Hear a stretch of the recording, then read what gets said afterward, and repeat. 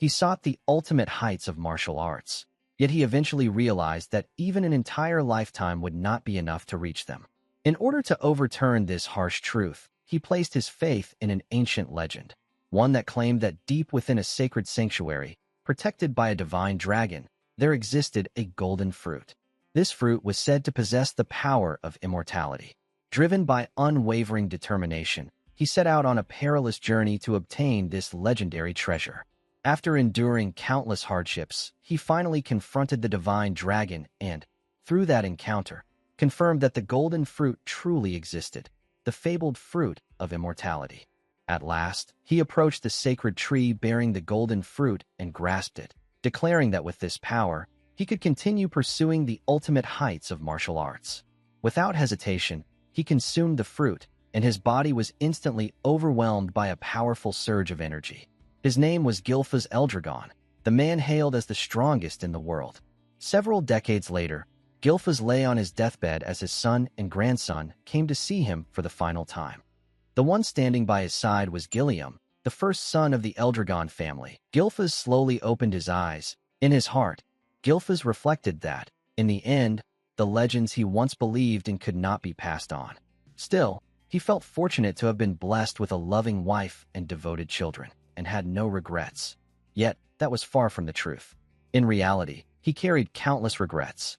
He admitted that if he had been given more time, he would have reached the martial arts peak that still eluded him. With those final thoughts, Gilfas passed away, causing Gilliam to cry out in grief. Gilfas' life came to an end, or so it seemed. The very next moment, Gilfas found himself opening his eyes as a baby. Confused, he wondered if he had merely been sleeping. As he looked at the wall, he recognized the familiar wallpaper of the annex. Not only that, but his body felt incredibly light. When he examined his hands, he was stunned to see that they were those of an infant. Realizing that he had been reborn as a baby left him in complete shock. Even under such an overwhelming situation, Gilfas maintained his composure and calmly began to think. For someone of his level, who had reached the 10-star realm, to be involved in such a bizarre phenomenon without sensing it beforehand was completely unnatural. He questioned who could have done this and how it was possible. Then, his thoughts returned to the battle against the divine dragon and the moment he consumed the golden fruit. At last, he understood that the fruit's true effect was not immortality, but reincarnation. This realization filled him with delight. Though unexpected, this outcome granted him another chance to pursue the ultimate heights of martial arts. Looking around, Gilfas noticed that many other babies were sleeping in the same room. Being in the annex meant that he had been reborn into the Eldragon family once again, though he could not understand why so many infants were gathered there. Moments later, numerous maids entered the room, carrying feeding bottles and jugs filled with potion. As the maids began filling the feeders, Gilfas realized that it appeared to be feeding time. One maid instructed another to prepare the mixture, after which they brought in a goblin and forced it to drink the red potion. After consuming it, the goblin was suddenly taken down. Gilfas was startled and questioned what had just happened. The maids calmly remarked that this much is sufficient. The potion should be safe for feeding the children. They then began distributing it to the babies in the room. Eventually, a maid reached Gilfas and lifted him while he was still trying to comprehend what the infants were being fed. He immediately realized that it was not milk. He tried to resist, sensing the immense source power contained within the liquid and recognizing how dangerous it was for newborns. However, unable to overcome a baby's natural instincts, he began drinking it regardless. Gilfas was startled, having momentarily forgotten his current condition. Upon tasting it, he realized that the liquid was ancient dragon core potion, and understood that the earlier dilution was meant to reduce its lethality. By then, he had already swallowed a small amount. Though dangerous, the quantity was not enough to kill him. Noticing that other babies were instinctively spitting it out, Gilfas considered doing the same to avoid disaster. However, he hesitated. Instead, he recognized this as a rare opportunity. If he could absorb all of this source power, he might surpass even his former self and finally reach the ultimate heights of martial arts. With that resolve, he continued drinking, fully committing to the risk. The dragon potion surged through his body. Overwhelming his senses, Gilfas does not give up and deliberately begins drinking the potion. The maid is shocked when she realizes that the baby is consuming it on his own. Gilfas decides to absorb all of the ancient dragon's source power. believing that this will finally allow him to pursue the ultimate heights of martial arts that he failed to reach in his previous life.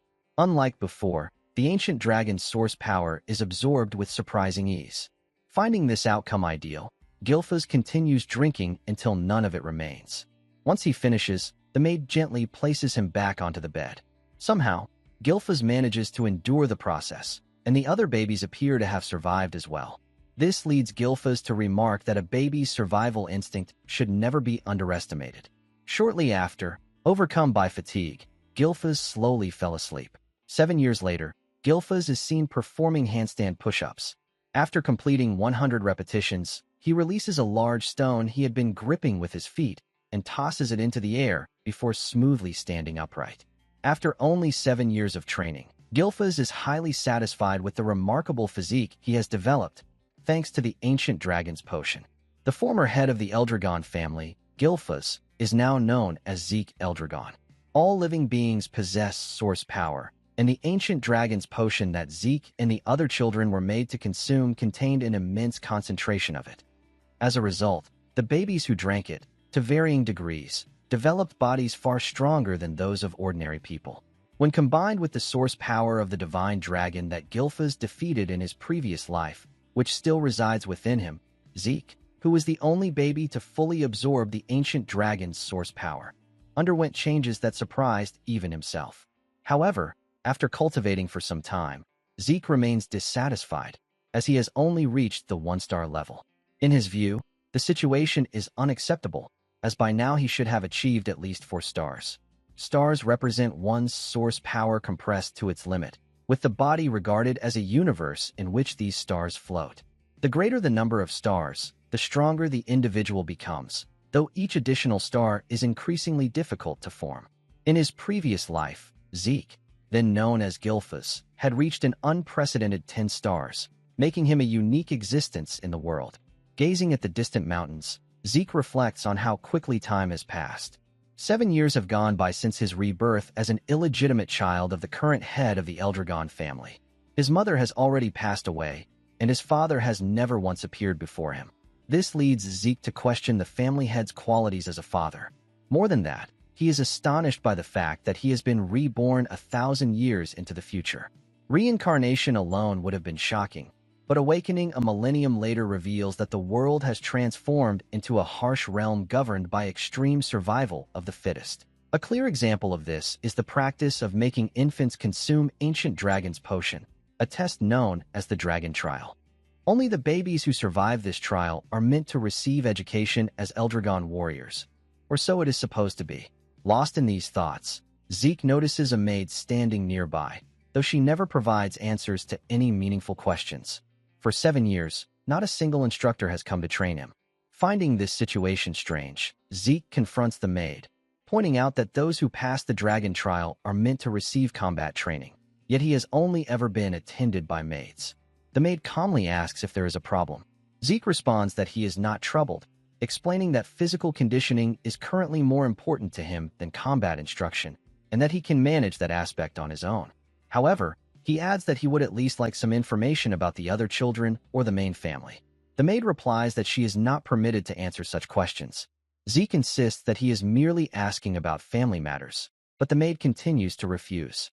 Growing irritated, Zeke releases a hint of his immense energy and asks if that is truly all she is capable of saying. Nevertheless, it has no effect, and the maid repeats once more that she is not allowed to provide any information. Zeke comments that his treatment has been somewhat harsh, to which the maid replies that they have only been ordered to attend to Zeke's daily needs. She adds that she herself is a 3-star practitioner, meaning she would be sufficient for basic combat instruction. For that reason, Zeke gives up on asking further questions and decides to head toward the forest, remarking that living together for 7 years while having only minimal interaction is far too unusual. The maid offers no response. As Zeke walks away, he turns back and asks if she is now deliberately ignoring him. Zeke enters the forest and cuts some poisonous grass, eating it while commenting that it is still disgusting and unpleasant, though he considers it part of his training. Although he maintains his patience, he has been continuously sensing a gaze following him, and he truly wishes something could be done about it. Soon after, Zeke sighs, saying that he did not expect them to reveal themselves over something so trivial, and tells the spy that if they have something to say, they should come out openly. As he searches for the hidden observer, Zeke instead notices an enraged boar surrounded by dense black mist, something he realizes did not exist 1,000 years ago. Wondering what kind of creature it is, Zeke watches as the boar senses him and charges forward. Zeke smiles at the sight, effortlessly dodging the boar's attack before striking it with a single punch and taking it down. He is surprised to find that even a light blow against a creature at the same 1-star level produces such overwhelming power. This pleases Zeke, as the quality of one's stars is extremely important. Afterward, he lifts the boar and begins leaving the forest, pondering whether he should set out on a journey since he is growing weary of being neglected. If he ever decides to leave, he concludes that the sea would be his destination. The scene then shifts to the martial artist who had been spying on Zeke. He is deeply confused, as Zeke manifested a star without any instruction and defeated an enraged boar in a single strike. Even more troubling is the fact that Zeke noticed his concealed presence. Taking everything into account, the man realizes that Zeke is far from ordinary. His mother died young, his father shows no interest in him, and there is no possible way the child could have received proper training. However, because the blood of the family head flows within Zeke, he is not permitted to leave the family and must remain under constant surveillance. Sitting beside a tree, the brown-haired man remarks that although Zeke is illegitimate, he still carries the head's bloodline, making the situation quite intriguing for the future. With that thought, the man disappears. Zeke soon returns home, where he notices 3 4-star fighters and 1 5-star warrior waiting inside. This immediately makes him wonder what people of such caliber could want. Curious, Zeke secretly listens in on their conversation. The fighters are speaking with their captain about how clean the countryside air is and how there are no nearby rifts, suggesting that there is likely little chaos in the area. Zeke determines that they do not appear hostile and therefore are not here for an assassination. With that in mind, he steps into the room and asks them directly what business they have. The fighters, who appear to be soldiers, immediately salute and bow upon seeing him. They introduce themselves, stating that this is their first meeting and that they have come to escort Zeke to take an examination. Hearing this, Zeke is taken completely by surprise and replies that he has not been taught anything at all. After arriving at the academy, Zeke stands in front of the academy building, remarking that he never thought he would return to the main estate. Shortly afterward, he was brought back by messengers from the main house, though not to live there permanently. The servants have Zeke change into the academy's uniform, as entry onto the grounds is not permitted otherwise. Over the past 1,000 years, the Eldragon family has established a dedicated educational institution, and all children born into the family aim to enter this dragon's nest, receiving education within their respective homes until the age of 7. Today marks the entrance examination. However, Zeke has not been taught anything at all. Even so, taking the examination is mandatory, which is why he was brought all the way from the frontier. Zeke sits by the street, reflecting on how all of his preparations to leave that house amounted to nothing once they forcibly sent him to the academy. Seeing Zeke in this state, Ringies, a boy from Ordscale village, approaches him and asks if he is all right or facing any trouble. Slightly startled, Zeke turns and asks who he is, prompting Ringies to introduce himself and explain that Zeke looked distressed. Zeke senses the inner energy flowing through Ringies and comments that while it seems timid, it is surprisingly perceptive. Standing up, Zeke apologizes and introduces himself in return. He then admits that he is confused about what they are expected to do during the examination. Ringies, who appears introverted and nervous, explains that the test content does not change from year to year and generally remains the same. Zeke denies having any knowledge of the test, stating that he truly does not know what it involves. Hearing Zeke's admission, Ringies becomes visibly shocked and worries that Zeke may not be all right, as participating in the examination without knowing its contents seems extremely reckless. Just as Ringies is about to explain the test, Retin, also from Ordscale village, interrupts, calling Ringies a weakling. Startled, Ringies turns around in fear. Retin continues mocking him, asking why someone as weak as Ringies is even here and suggesting that he may have lost his way home.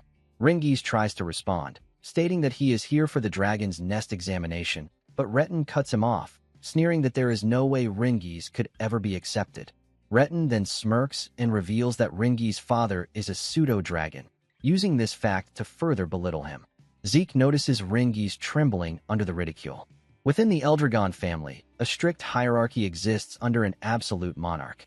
At the top are novice whelp dragons, followed by regular soldier child dragons, captain-level adult dragons, executive-level elder dragons, and finally, at the very bottom, pseudo-dragons.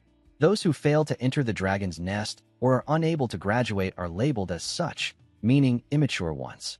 However, Ringi's longs to prove that pseudo-dragons are not inferior. As Ringi's sinks into despair, Zeke steps in, questioning how they can judge him without allowing him to try first. Retin turns his attention to Zeke, demanding to know who he is and whether he has a problem.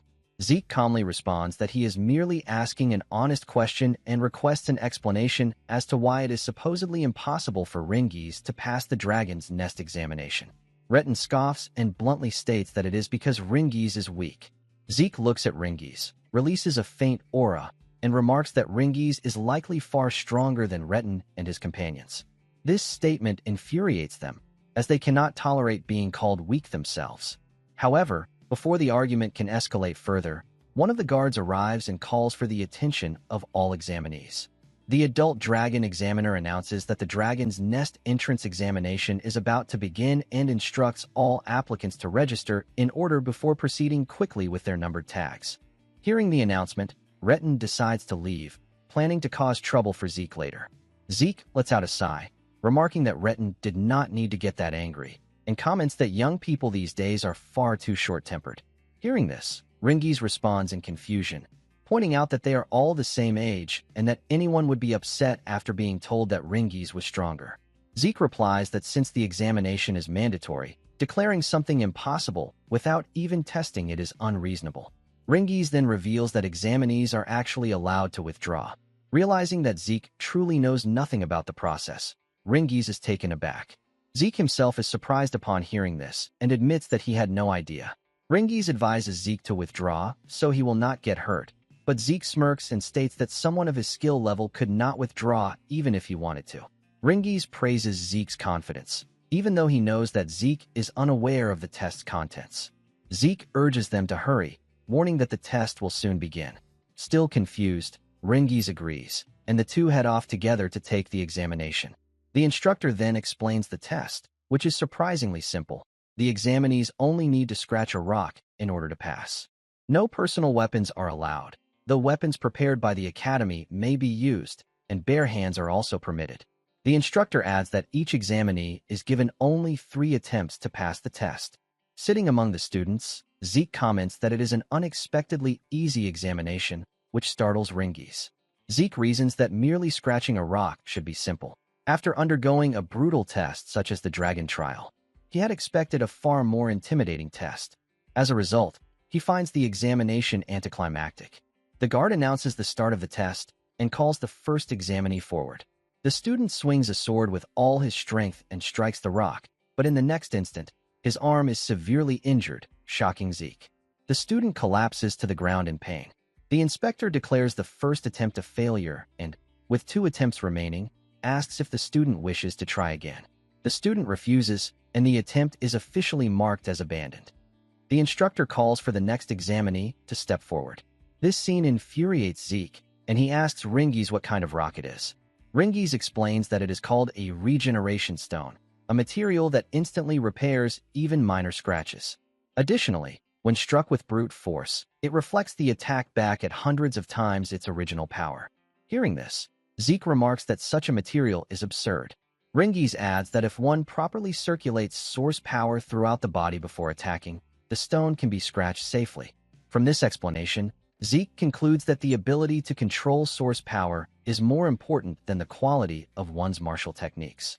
Observing the examinees, Zeke estimates that quite a few will manage to pass the test, including Retin and his companions. The examination continues, but students fail one after another. Eventually, the number called is 315, Zeke's number. Ringi's grows extremely anxious and once again suggests that Zeke withdraw, but Zeke calmly steps forward, telling Ringi's not to worry. As Zeke approaches the stone, the instructor looks at him closely and senses an extraordinary presence radiating from his body. Zeke informs the inspector that he will not be using a weapon, as he believes it will not be necessary and that his fists are sufficient. The surrounding students are shocked to learn that Zeke intends to fight barehanded. They whisper among themselves, claiming that even if Zeke is skilled at manipulating source power, there is no way he could leave a scratch on the stone without a weapon. Many of them speculate that his entire arm could be severely injured. Hearing these comments, Ringies becomes extremely worried, thinking that this outcome was inevitable and that perhaps he should have tried harder to stop Zeke. As the instructor signals the start of the test, Zeke studies the rock carefully. He realizes that it is a mineral he has never seen in his previous life, but he assumes it must be a product of the 1,000 years that have passed. Many things in this era are unfamiliar to him, yet he decides that it does not matter. Zeke then channels all of his energy into his fist, preparing to strike. Ringies, filled with anxiety, shouts Zeke's name, hoping to stop him. Ignoring the warning, Zeke wears a battle-driven smile and punches the rock, believing that this is the moment to unleash his full power in his current body.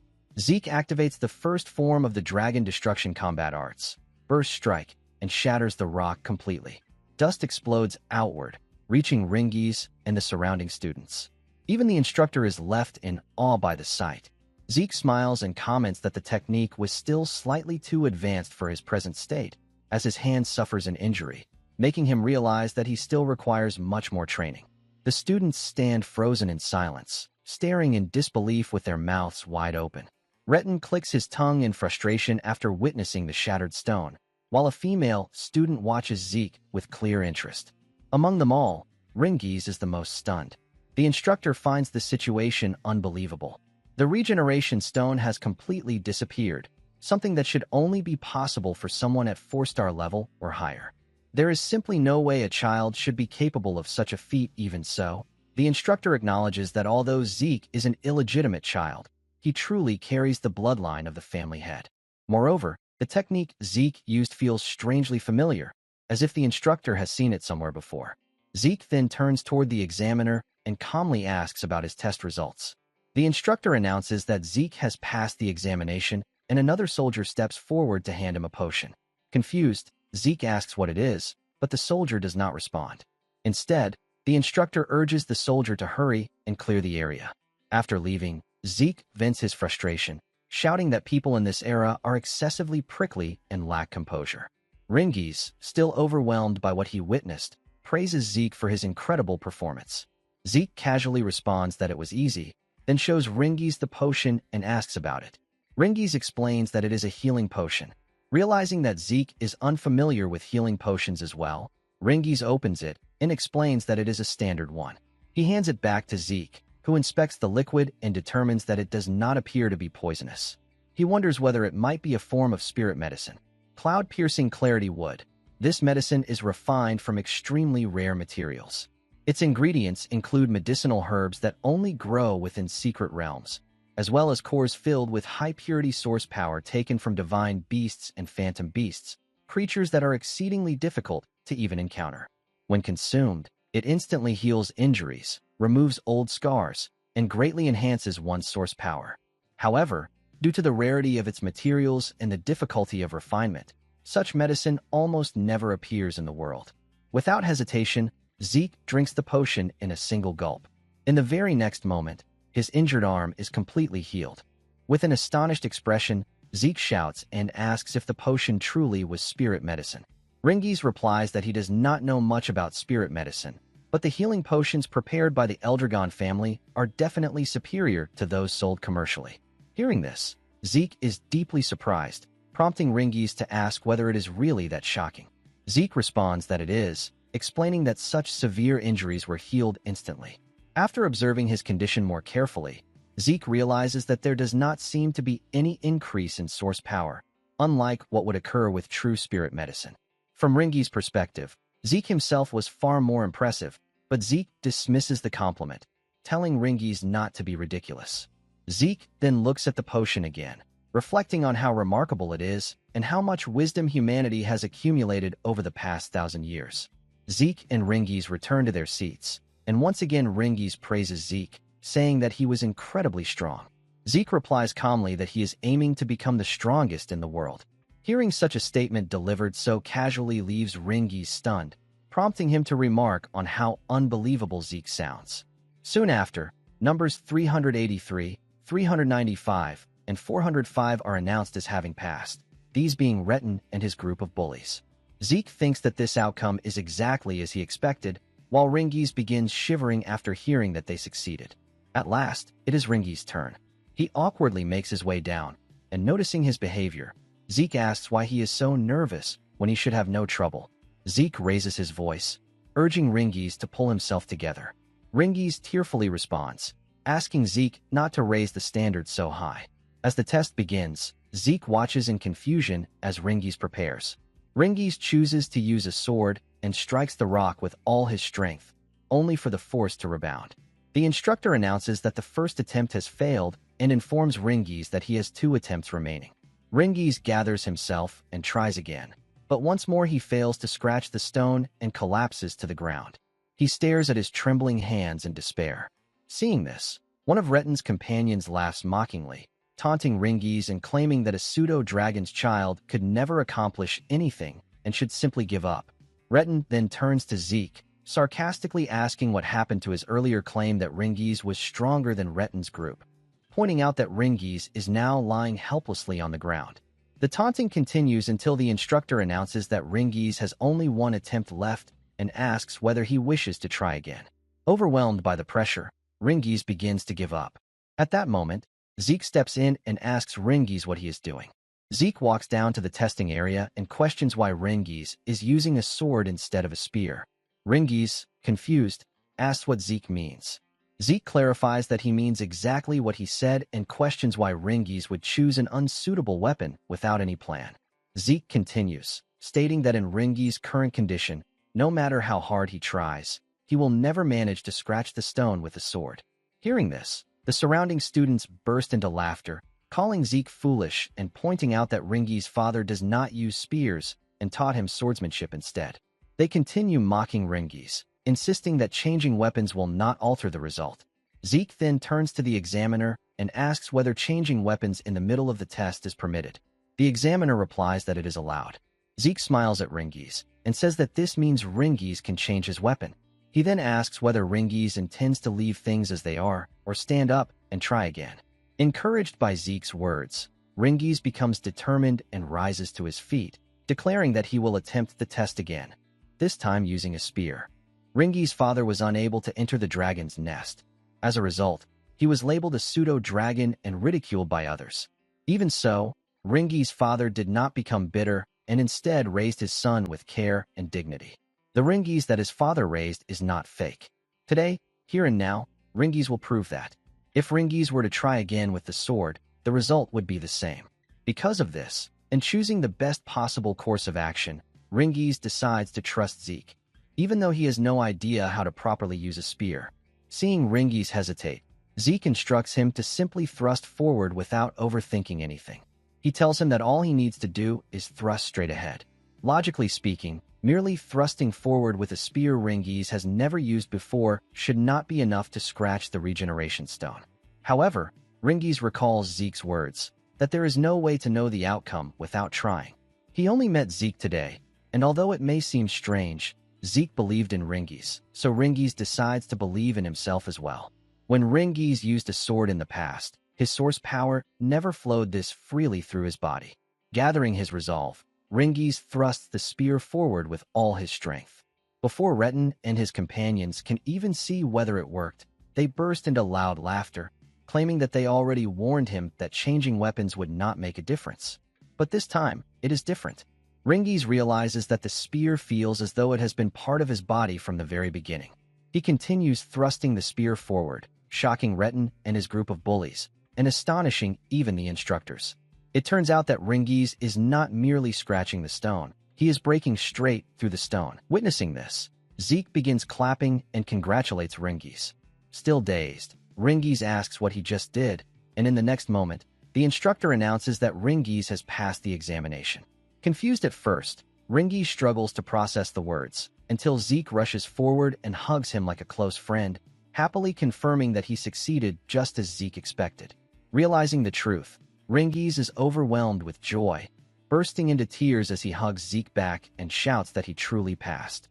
Retin and his friends grow anxious and frustrated upon seeing this, insisting that it must have been nothing more than coincidence.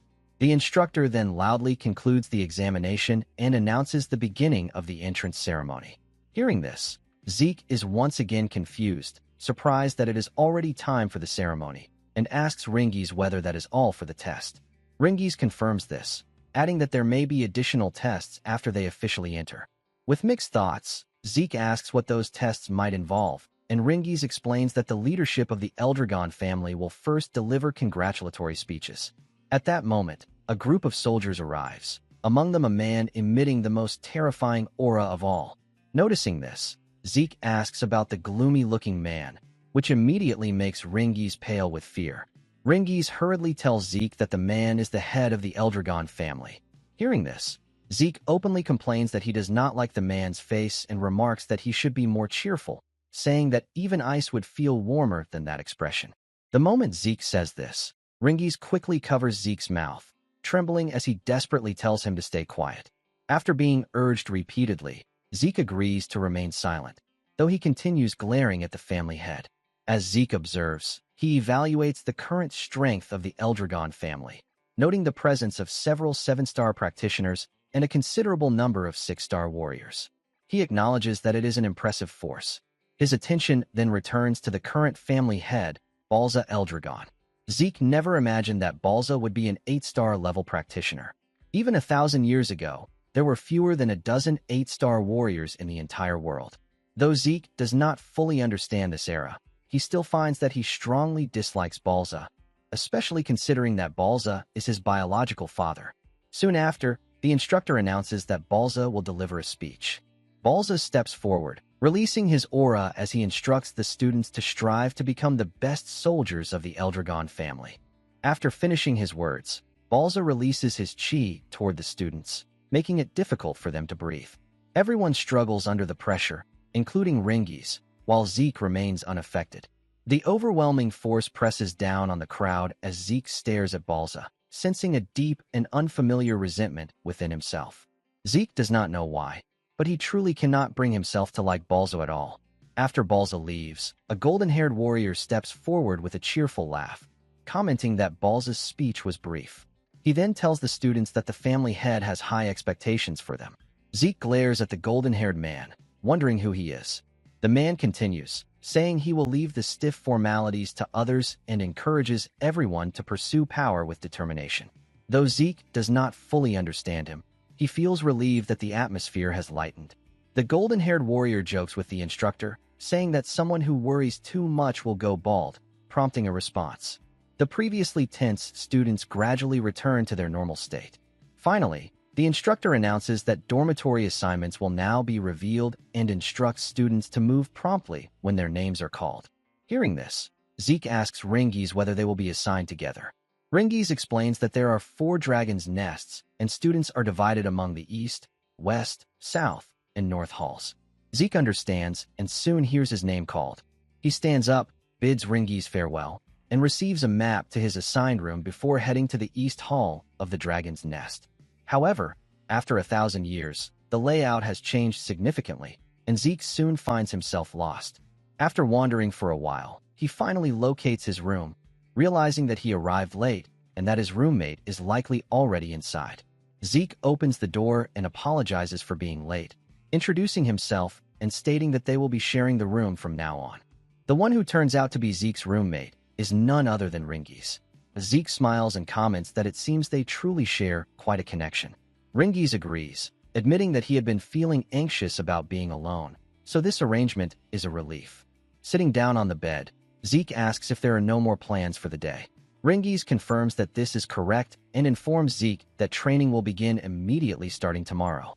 Zeke responds in confusion, saying, "That's right." Hearing this, Ringies realizes that Zeke was not paying attention to what the instructor had said earlier. Zeke gives a thumbs up and casually brags that he was not listening at all. Ringies replies that this is not something to brag about. Ringies then continues, saying that they should go to sleep early because training starts right away the next day. Zeke reflects that he originally planned to escape from that boring household and go on a journey. However, After witnessing the regeneration stone and the medicine, along with many other interesting things during the entrance examination, a lot has changed. To understand how the world has evolved over the past 1,000 years, Zeke concludes that staying with the Eldragon family for a while may not be such a bad idea. After 1 month passes, all the students are undergoing physical training while carrying heavy weights. Many of them are crying as they struggle under the burden. The instructor motivates them by explaining that the dragon's breath he taught them is a powerful breathing technique created by the 15th head of the Eldragon family. Because of this, all students must master it perfectly so they can use it in any situation.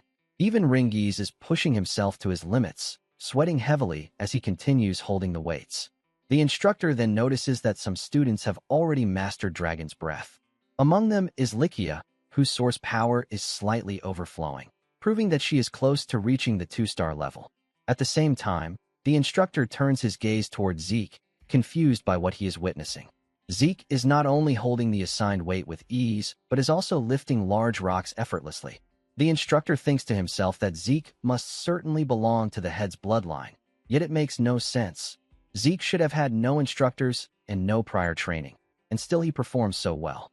Meanwhile, Zeke himself is surprised to realize that his breathing technique, Dragon King's Breath, has been refined and passed down as Dragon's Breath. Breathing techniques are methods of absorbing atmospheric source power into the body and circulating it to strengthen one's own source power. What determines their efficiency is the user's skill and ingenuity. For this reason, prestigious families develop their own unique methods, and once perfected, these techniques are guarded as closely held secrets. Dragon's Breath is certainly safe and easy to master, but because it can only be used while resting, Zeke finds it unnecessary for himself. Gilfa's Eldragon's secret technique, Dragon King's Breath, is the only breathing method that allows manipulation of source power without disrupting breathing, even while moving. Its effects are tremendous, but very few people could inherit it due to its extreme difficulty. That is why the technique was deliberately simplified, allowing everyone to use it and thereby increase the overall strength of the family. Zeke is deeply moved by this realization, as he never imagined that his technique would survive into the future in such a transformed state. He begins to wonder whether other martial arts have also changed over the past 1,000 years. The thought excites him, and he cannot wait to find out. All the while, Leica silently watches Zeke from a distance. Eventually, lunchtime arrives.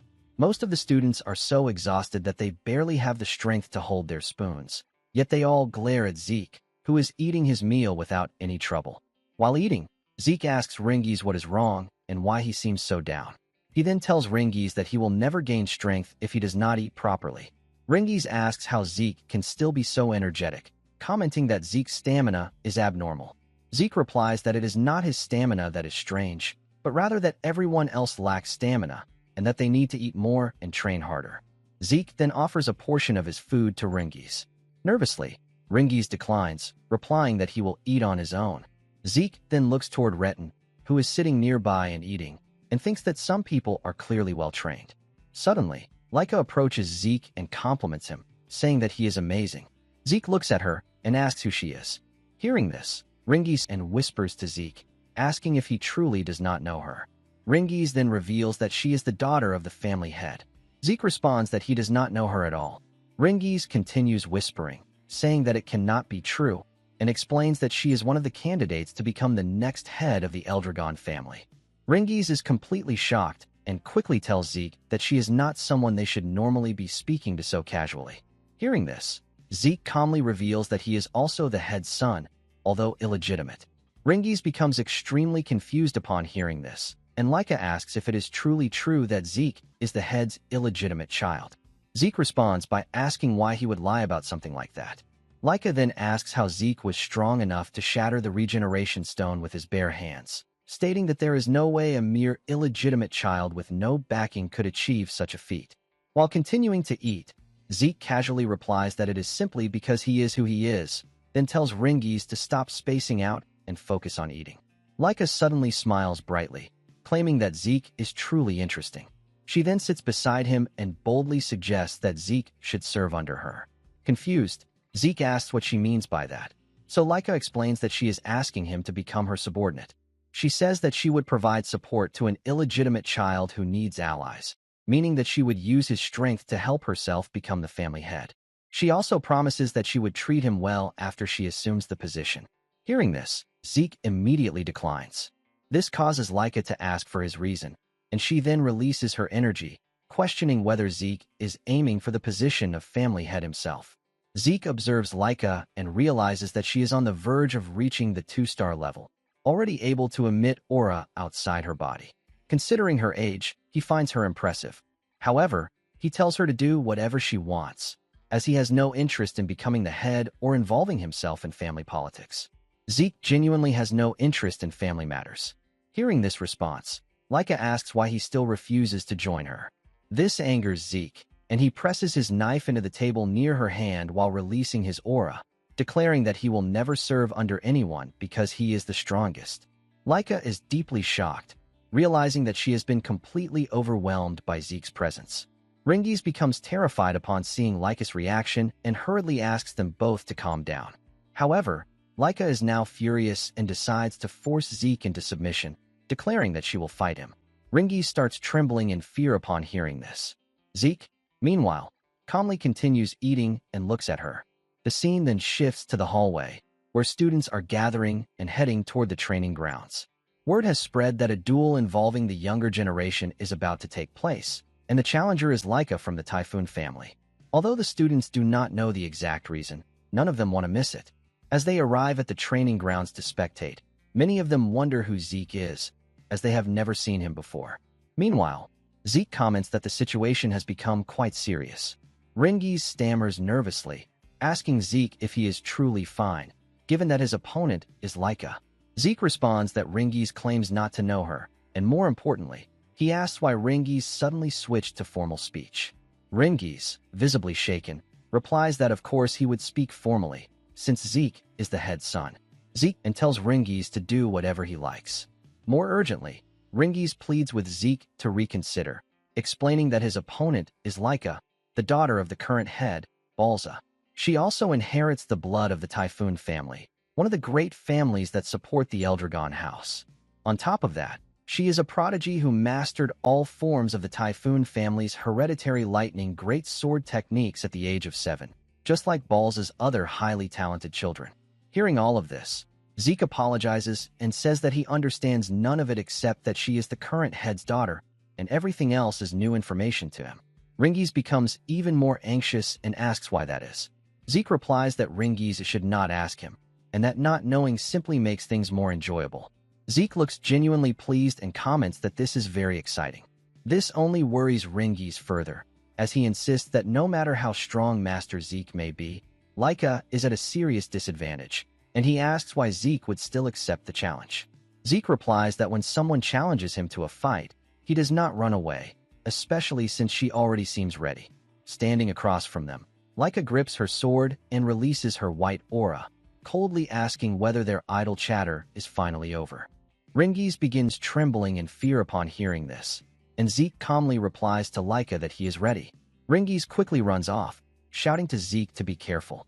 Zeke comments that it really depends on Laika, then turns to her and asks why she is so determined to challenge him. Standing firmly, Laika responds that she intends to become the head of the family, and to do so, she must make Zeke submit and join her. Zeke questions what she means and how that relates to her own position. Laika, confused, asks if he truly does not understand his own family's situation, wondering if it is because he is an illegitimate child. Since Zeke is actually the founder reincarnated, he replies that he might have known if she had asked him directly. Laika decides to explain. She tells Zeke to pay attention. Including both of them, there are 5 candidates to become the next head. Everyone except Zeke is aligned with one of the 4 branch families of the Eldragon lineage. Which branch produces the next head is critical, so all the candidates are gathered at the Dragon's Nest, representing their respective families. To become the next head, Laika needs sufficient power to stand against her older brothers. Hearing this, Zeke concludes that it is essentially a clash among the 4 branches, and he finds it very complicated, leaving him uncertain about the intricacies. Laika continues, asserting that as a candidate for the next head, she must solidify her position, and that is why she intends to defeat Zeke right here. She charges toward him, swinging her massive training greatsword, but Zeke easily dodges her attack. She follows up with a flurry of strikes, yet he evades them effortlessly once again. She shouts in frustration that he let her attacks escape. The spectators are stunned, witnessing her incredible speed and control over such a large weapon. Not only is her handling precise, but the pace of her attacks keeps increasing. The students watching quickly realize the true power of a branch heir, the immense strength of the head's children. Many believe it is only a matter of time before the duel is decided in her favor. Meanwhile, Laika grows increasingly frustrated, unable to land a single hit, while Zeke continues to dodge all her swings with ease. Ringies finds the scene astonishing. As he maneuvers, Zeke comments that this is a martial art he has never encountered before, and that such speed is not expected from a mere one-star level practitioner. Hearing this, Laika shouts at him to be quiet and focus on the duel. Zeke calmly channels his energy into his fist, replying to Laika that he is indeed focused, which is precisely why he is able to strike directly at her midsection with such precision. Zeke lands a hit on her, causing Laika to fall to the ground, but the match is far from over. The spectators are utterly amazed, witnessing her attacks consistently miss. They all begin to wonder about Zeke's true identity. Struggling with intense pain, Laika demands to know why her attacks cannot connect, noting that for a one-star, she is exceptionally fast. Zeke calmly replies that while Laika is indeed faster than any one-star he has encountered, she is still just a one-star. Laika glares at him and points out that he is also a one-star, so he should not be able to keep up with her movements at all. Zeke responds, explaining simply that by observing breathing, eye movements, and subtle muscle shifts, anyone can anticipate most actions, and the rest comes with experience.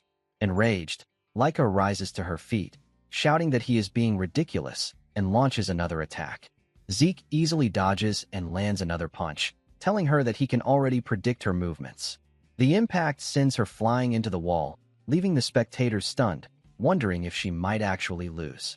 Ringies rushes forward, excitedly complimenting Zeke on his apparent victory, but Zeke interrupts, informing him that the fight is far from over. Laika had focused all her source power at her core to absorb his blow. Zeke praises her strength, saying she is truly formidable. Ringies, confused, watches as the dust settles, revealing Laika struggling to stand. He urges her to withdraw, but Zeke tells him to step back, warning that he will not be responsible if Ringies gets caught up in the fight. Zeke then reveals that Laika already had traces of a 2-star level, and now she has fully awakened it. The spectators immediately recognize the unmistakable white aura, the mark of a 2-star. At this level, one can emit source power outside their body, and in martial arts, this externalized energy is called aura. Standing there, Laika thanks Zeke, acknowledging that it was because of him that she reached the 2-star level. She immediately launches a new attack, claiming he has no chance of winning. Zeke smirks again, dodging the strike and commenting on her incredible speed. This time, however, the attack leaves a faint mark on him, surprising him, as he thought he had completely evaded it. Laika taunts, asking if he can see now, and declares that this is her ability. With her 2-star aura fully activated, she demonstrates the true Thunder Greatsword technique, unleashing an immense aura aligned with lightning. Zeke, astonished, notes that he is witnessing a martial art he has never encountered before and considers it the perfect opportunity to learn and observe. Even without physically touching Zeke, Laika is able to launch lightning at him, which surprises him greatly. He steps back, asking her to wait and inquiring what this is. With a pleased and amused expression, Zeke comments on the absurdity of her being able to manipulate lightning.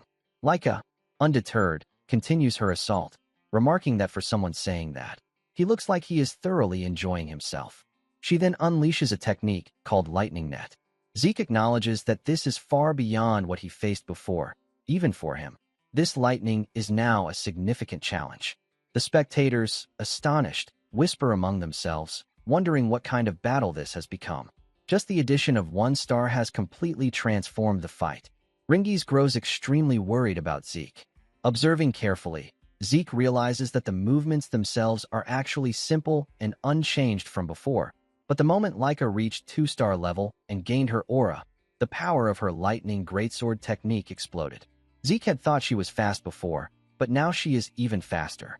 More importantly, the nature of her lightning baffles him. Being able to cloak oneself in lightning is something he could theoretically counterattack, but he is intensely curious about the true essence of her power. The prospect of unraveling it makes him smile. Seeing his calm demeanor, Laika is impressed but also determined to wipe that smile off his face. Zeke lands on the ground, keeping his distance, but Laika uses her swift thunder technique and charges at him.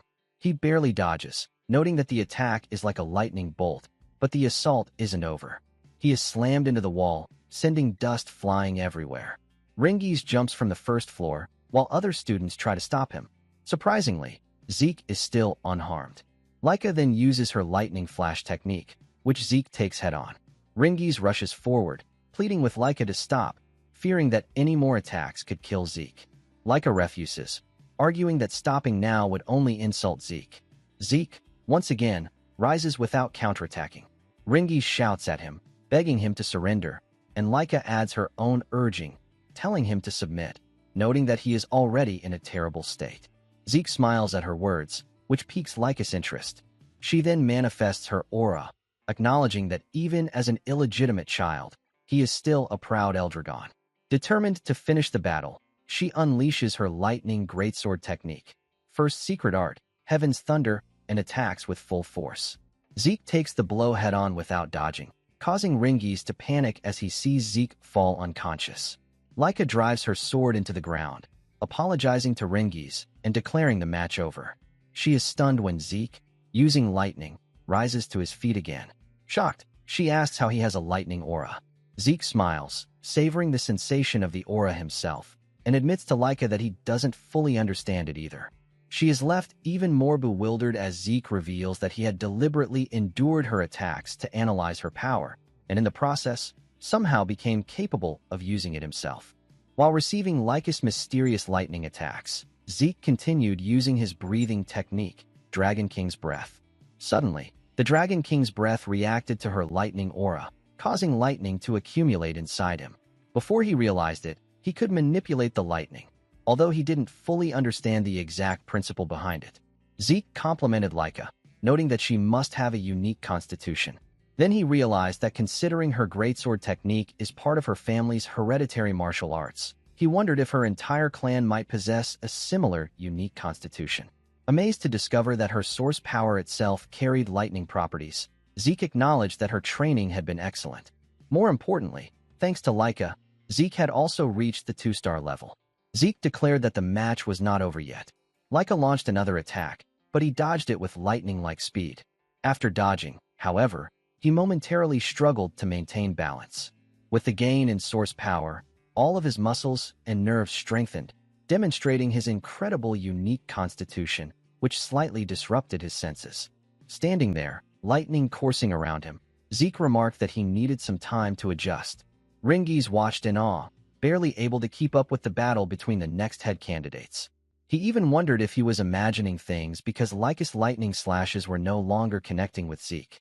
Frustrated, Laika shouted that Zeke was mocking her. Zeke calmly replied that he wasn't mocking her at all and assured her that he properly considered her a serious threat. Both of them stepped back, and Zeke stretched his body, thinking it was time to end the match. He announced that he would create a new technique, leaving Laika confused. As he contemplated a name, maybe First Form or Special Form, Laika wondered if he had secretly received combat training and questioned which family might have taught him, as it seemed impossible for any family to develop a new technique so easily. Zeke charged forward, noticing her distraction, and launched the attack, Dragon Destruction Combat Arts, Special Form, Lightning Peak. Laika was struck and fell to the ground, giving Zeke the victory. Standing there with a smile, Zeke commented that it had been an interesting fight. Laika, lying on the ground, was shocked at her loss but tried to rise, determined to become the family head. To achieve that, she needed to defeat her older brothers, and winning all matches was essential. She could not afford to lose. Observing her resolve, Zeke complimented her strength, surprising Laika. He told her that learning new things was truly enjoyable, and that this had been an extremely meaningful experience. Extending his hand, he added that it would be boring if this were the only time they fought, smiling as he suggested they spar again. Laika's expression brightened, pleased by his words. Several hours later, inside the rift, Balza is fighting while surrounded by monsters. but they are nothing more than mere fodder to him. Balza's dragon pressure alone is enough to terrify the monsters and force them to stop. He then draws his sword and uses the first form of the dragon destruction combat arts, Genesis, defeating all the monsters in a single strike. Afterward, Balza sheaths his sword as his underlings take care of the remaining creatures. At that moment, one of the soldiers approaches Balza to report that Laika has reached the 2-star level, but to Balza, it is nothing worth mentioning, even though reaching the 2-star level at her age could be considered a remarkable achievement. The soldier further informs him that, with Laika's talent, by the time she graduates from Dragon's Nest, she will be at least at the 5-star level. However, talent does not impress Balza, so he tells the soldier to inform him only when she becomes useful and orders him to leave if he came to report something this trivial. As Balza begins to walk away, the soldier hurriedly informs him about Laika's defeat. Balza is surprised to learn that she was defeated by Zeke, who is the same age as Laika. He recalls Zeke's mother, who was also exceptionally talented in combat, yet had already passed away by the time Zeke was born. Balza then questions the soldier about who trained Zeke, but the soldier reveals that Zeke defeated Laika without being taught by anyone and reached the 2-star level through his own power. Finding this intriguing, Balza orders the soldier to begin the first trial. The soldier is shocked and claims it is far too soon, as the students have only been learning combat for about a month, and most of them have not even reached the 1-star level yet. However, this does not matter to Balza, who believes that whether one has learned combat or not, death comes equally, and only the strong survive. Those who cannot overcome even the first trial, regardless of their star level, are not qualified to become Eldragons. Despite his reluctance, the soldier accepts the order. Balza then commands him to summon Freya. Balza finds Zeke's ability to defeat Laika through his own power extremely fascinating. He decides to assign Freya to oversee the content and supervision of the trial and instructs her to closely monitor everything during its execution. Zeke continues to capture Balza's interest. The next day, all the students are practicing at the training grounds. Ringiz is also giving it his all, but everyone is stunned when they see Zeke training while holding numerous rocks and performing wall sits. Similar to Dragon's Breath, this is a technique created by the 15th head. Although it is referred to as a combat art, it is essentially a body enhancement technique, carefully designed so that even children can master it easily. Ringiz interrupts Zeke's thoughts by asking a strange question, wondering if he is not going to train. Even though Zeke is clearly training, Ringiz quickly corrects himself, explaining that he meant training in Strike Dragon combat arts. Ringiz is shocked to discover that Zeke has already mastered it, even though he learned it only moments ago. Changing the subject, Zeke points out that Ringiz's source power flow is incorrect. He then puts down the rocks, asks Ringiz to turn around, and uses dragon arts to demonstrate the correct flow. Ringiz thanks him and, in amazement, comments that Zeke has truly mastered it. This surprises Zeke, as he realizes that Ringiz had been doubting him. Ringiz nervously apologizes, insisting that he did not mean it that way. He explains that this is the first time anyone other than his father has taught him, which makes him overly cautious. Ringiz then reveals that the reason he said that earlier was because he knew Zeke was already strong enough to defeat Laika, so he assumed Strike Dragon combat arts might feel simple or boring to him. Zeke denies this and explains that he is impressed by the stability of Strike Dragon combat arts. He mentions that Dragon Destruction combat arts were unpopular among his sons, who found them too complex and difficult. While Dragon Destruction combat arts are indeed complicated, they possess overwhelming power. The techniques progress from the first form to the second, third, and fourth forms, and beyond that, a special form born from the battle with Laika exists, along with a final form that possesses immense destructive power and once slew a divine dragon. Zeke also grows curious about how dragon techniques are currently handled, wondering if they have been modified as well. The thought excites him. Since he has already finished learning Strike Dragon combat arts, he continues training his body as usual. Zeke advises Ringiz that everyone learns at their own pace. Hearing this, Ringiz suddenly begs Zeke to train him, asking him to instruct him just like he did earlier. Although embarrassed, Ringiz admits that his desire to grow stronger is genuine. Zeke agrees to teach him, which leaves Ringiz confused as he asks if that is truly alright. Zeke wonders why Ringiz reacts that way, considering he was the one who asked. While they are chatting, Laika approaches and also asks Zeke to train her. Ringiz is surprised by this and asks if she really has no problem requesting Zeke's help. Although embarrassed, Laika admits that she once believed no one her age could defeat her, especially since she is a candidate for the next head. However, during their battle the previous day, Zeke completely overwhelmed her, manifested a lightning aura, and wielded it more effectively than she could. As a result, her pride was utterly shattered. Zeke asks Ringiz if the situation is his fault, But Leica interrupts, stating that she wants to grow strong enough to defeat Zeke's older brothers, and even Zeke himself. That is why she wants Zeke to train her. She asks worriedly if that is truly alright, since Zeke is also a candidate for head, which technically makes him her enemy. This reminds Rengiz that Zeke is indeed a head candidate as well. Even though Zeke is illegitimate, he is still the head's son. Zeke appears to be thinking deeply before informing Leica that he will train her, but he asks whether her body is truly fine, as those injuries should have left her immobile for an entire month. Leica replies that she used a healing potion, so there is no problem, and comments that Zeke worries about strange things. Zeke whispers to Rengiz about how incredibly effective the medicine must be, and Rengiz whispers back that if she is referring to the healing potion from the entrance exam, that one does not have such power. However, since she is Leica, she must have used proper medicine. Zeke remarks that it truly is an amazing era, as without those healing potions, Leica would have been unable to move for a month. This embarrasses Leica, and she quickly changes the subject by asking if he will really train her even though he also needs time for his own training. Zeke happily agrees to teach her, stating that he will not refuse young people with ambition. This leaves both Leica and Rengiz confused, since Zeke is the same age as them. Zeke then changes the topic, asking if Leica is truly fine with being trained by the very person who defeated her. Leica responds that she does not care about that, as she cannot afford to be picky. If she wants to grow stronger and become the next head, she is willing to do anything. Zeke recalls that she previously said the same thing about becoming head and asks why she is so fixated on that goal. Leica explains that if she does not become the head, her only remaining option is marriage, a political marriage. At best, it would be with one of her cousins, and at worst, she would be forced to marry a complete stranger. This revelation makes Zeke extremely angry, but Leica insists that this is considered normal within the Eldragon, where bloodlines are highly valued, especially among the 4 branches whose source power is special. There are many ways to make use of that power, yet Zeke remains furious about the disturbing customs that still exist in this era. Zeke becomes determined to destroy such terrible traditions. At that moment, the teachers arrive, startling everyone as they turn around to hear the announcement. The professors inform the students that a new instructor has taken time out of her busy schedule to come and teach them. As the professor is about to introduce Freya, she suddenly approaches Leica, which terrifies her and causes her to immediately stumble backward. Freya compliments Leica's movements, while Rengiz clings to Zeke in fear. Zeke senses no presence at all, prompting Rengiz to ask about Freya. The professor then introduces her as their new instructor, Freya Fywinkick of the Black Dragon Group.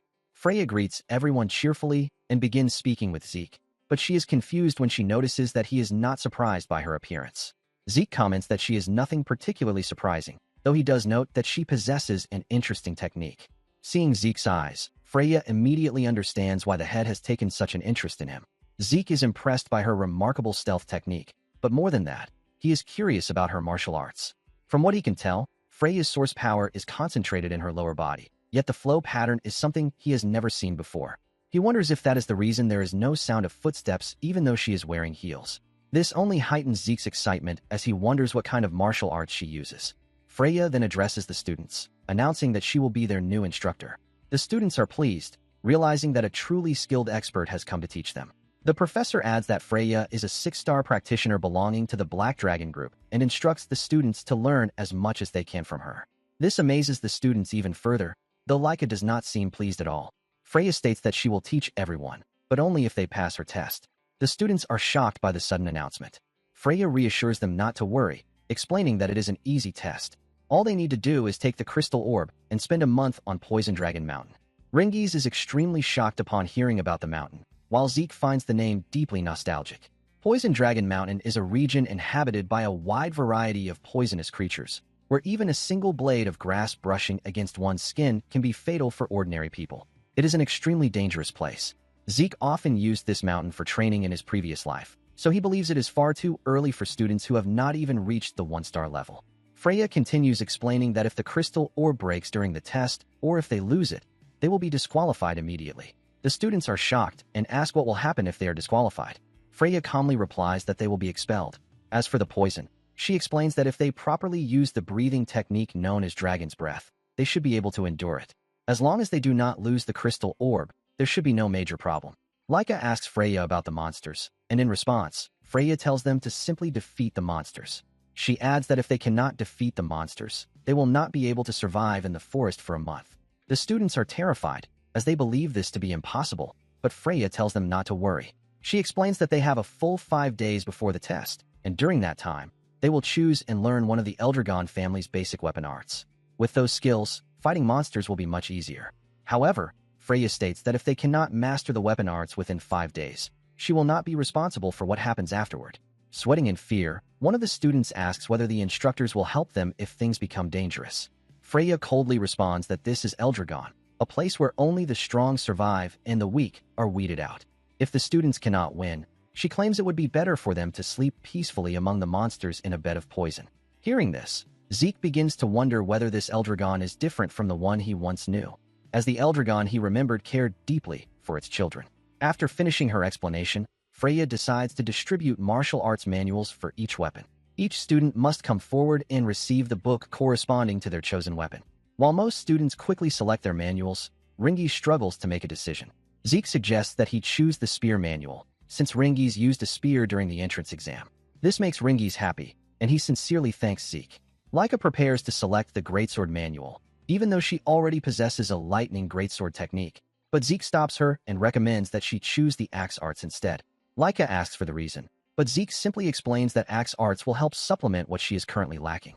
After that, Zeke leaves, happily thinking about selecting a certain manual for himself. Once everyone has received their manuals, Freya instructs the students to memorize them as if their lives depend on it. Otherwise, she warns, they will meet a miserable end. However, Freya neglects to mention that during the actual test, the seniors from the East Hall will be attempting to steal their crystal orbs. This revelation terrifies Ringies, while Zeke feels excited.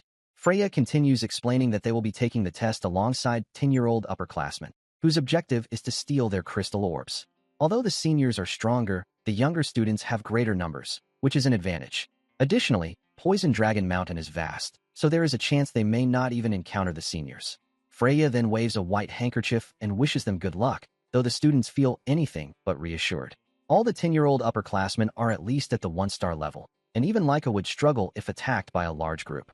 As a result, most of the younger students would not survive such an encounter. Zeke agrees with this assessment and advises everyone to move in groups if they cannot manage alone. He explains that forming parties to prepare for encounters with upperclassmen is not forbidden, and when it comes to monster hunting, more help is always better. Hearing this, Ringies asks what Zeke plans to do. Zeke replies that he intends to enjoy the test alone, though both Leica and Ringies believe this to be impossible even for him. Ignoring their concerns, Zeke happily leaves to begin his training. 5 days later, all the students assemble at the entrance of the forest, and Freya appears before them. Ringies and Leica are nervous as the time for the test draws near. Ringies, feeling anxious, asks Leica whether it is really alright for someone like him to group up with her, especially when there are other students from proper noble families in the class. Ringies is a commoner and has not even reached a single star. Celine and Raymond comment that they are in the same position as Leica and express that they are happy to have the opportunity to team up with her. However, Leica states that it does not matter to her whether her group members are nobles or commoners. She explains that she invited them because she recognizes their abilities. This greatly motivates Ringies, and he resolves to do his best so that he does not become a burden.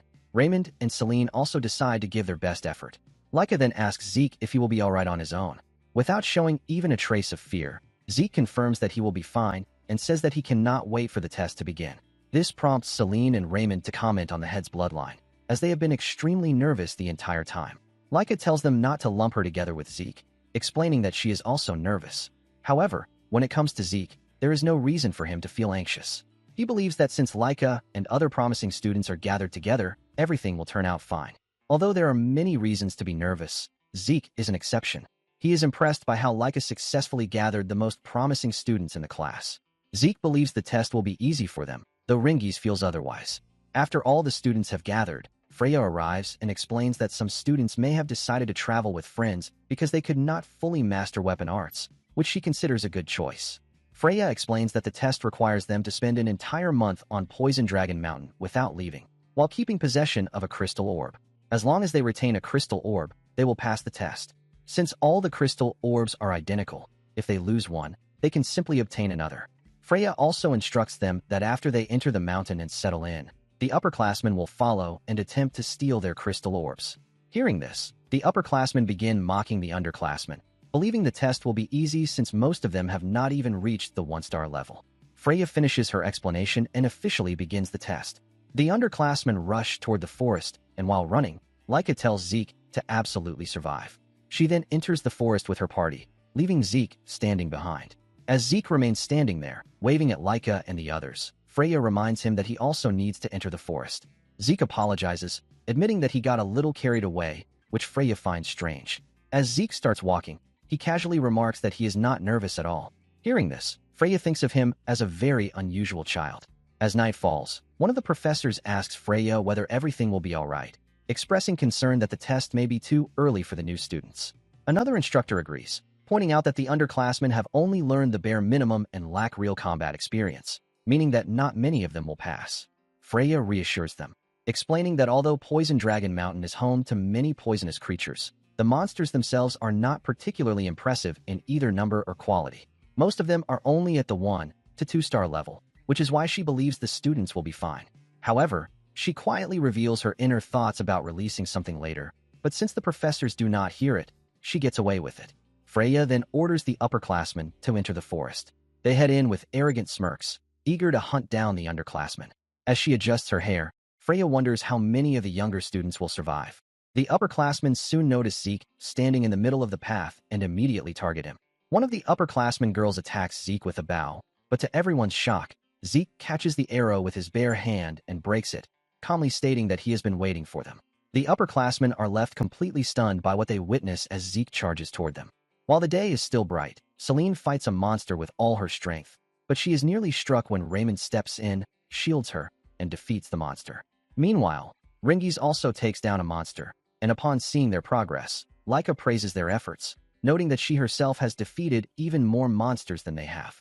In response, Celine and Raymond compliment her, and Laika proudly boasts that as a 2-star, this is nothing for her. It has been a week since the test began, and Celine and Raymond have now reached the 1-star level, something they both believe is thanks entirely to Laika's guidance.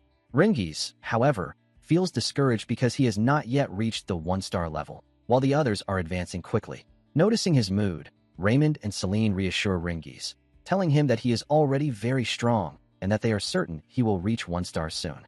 Their words give Ringies the courage to push himself harder. Laika then compliments Ringies as well, saying that defeating a tree frog without even having a star is impressive. She adds that since Ringies trained with Zeke before the test and refined his spear technique, he does not need to worry so much. As darkness begins to fall, Laika suggests returning to their base, explaining that it is dangerous to remain active at night. When they arrive at their base, Laika suddenly becomes alert and angry after spotting an upperclassman inside. The others immediately draw their weapons and form a defensive formation. The upperclassman appears to be a 2-star and remarks that he did not expect this base to belong to Laika. While pointing her great sword at him, Laika tells him to turn back, warning that he cannot defeat all 4 of them alone. However, it soon becomes clear that he is not alone, as 3 1-star upperclassmen emerge behind him. The upperclassman suggests that Laika surrender, claiming that even she would struggle while protecting weaker teammates. The 2-star upperclassman engages Laika in combat, while Celine, Raymond, and Ringies face the 3 1-star opponents. Laika instructs them to hold out until she defeats the 2-star enemy. The upperclassmen relentlessly attack Ringies, demanding that he hand over the crystal orb. As the pressure mounts, Ringies grows increasingly anxious, unsure of what to do. Suddenly, he recalls his training with Zeke, when he once asked how to fight opponents stronger than himself. Ringies had explained that he was unable to unlock the 1-star level and wanted to know what to do if a stronger enemy appeared. Zeke had told him that giving up was the obvious choice for a starless person like him when facing a 3 or 4-star opponent. However, Zeke also explained that defeating 1 or 2-star opponents might still be possible. Knowing that Ringies was referring to the test, Zeke pointed out that the monsters on Poison Dragon Mountain and the upperclassmen were mostly 1 or 2-star levels, meaning Ringies could defeat them. All he needed to do was exploit an opening. To find such an opening, Zeke advised Ringies to endure patiently until the opponent made a mistake. Ringies was surprised by this advice, though it made sense since he was facing a stronger enemy. Zeke warned that endurance was crucial, explaining that if Ringies could not endure, then defeating a stronger opponent would remain nothing more than a dream. Zeke believed Ringies could endure against a 2-star opponent, unless it was someone exceptional like Laika, who wielded lightning-based techniques. According to Zeke, what Ringies lacked most was confidence. He emphasized that believing in oneself is essential to becoming stronger. Zeke then advised Ringies not to overthink things. He did not need to calculate the power gap or actively search for openings. Instead, he only needed to wait calmly until an opening naturally appeared, and then thrust his spear straight into it. Back in the present battle, Ringies recalls Zeke's advice and focuses on enduring the upperclassman's attacks while waiting for an opening. The upperclassman grows increasingly frustrated and finally leaps into the air to strike, exposing a clear opening. The instant Ringies sees it, he thrusts his spear forward and defeats the upperclassman. At the same time, Laika overwhelms the 2-star opponent with her lightning. Since learning axe arts, she has been able to channel far more power into her greatsword than before, finally understanding why Zeke recommended axe arts to her. Laika defeats the upperclassman, who collapses to the ground from the blow. She then rushes toward her teammates, only to discover that they have already defeated their opponents. Ringies is overjoyed by their victory, and Celine and Raymond congratulate him on reaching the 1-star level. Laika is delighted to see that everyone has manifested a star, believing that they can now handle enemies of this level with confidence. She then begins to wonder about Zeke's situation. The scene finally shifts to the upperclassmen, who are fleeing in terror while crying out loudly and calling Zeke a monster. Zeke smiles and asks if there is no one left to play with him.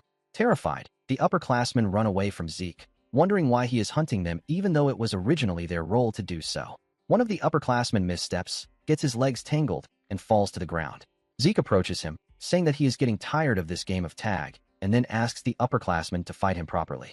Just witnessing this is enough to make the upperclassman lose consciousness.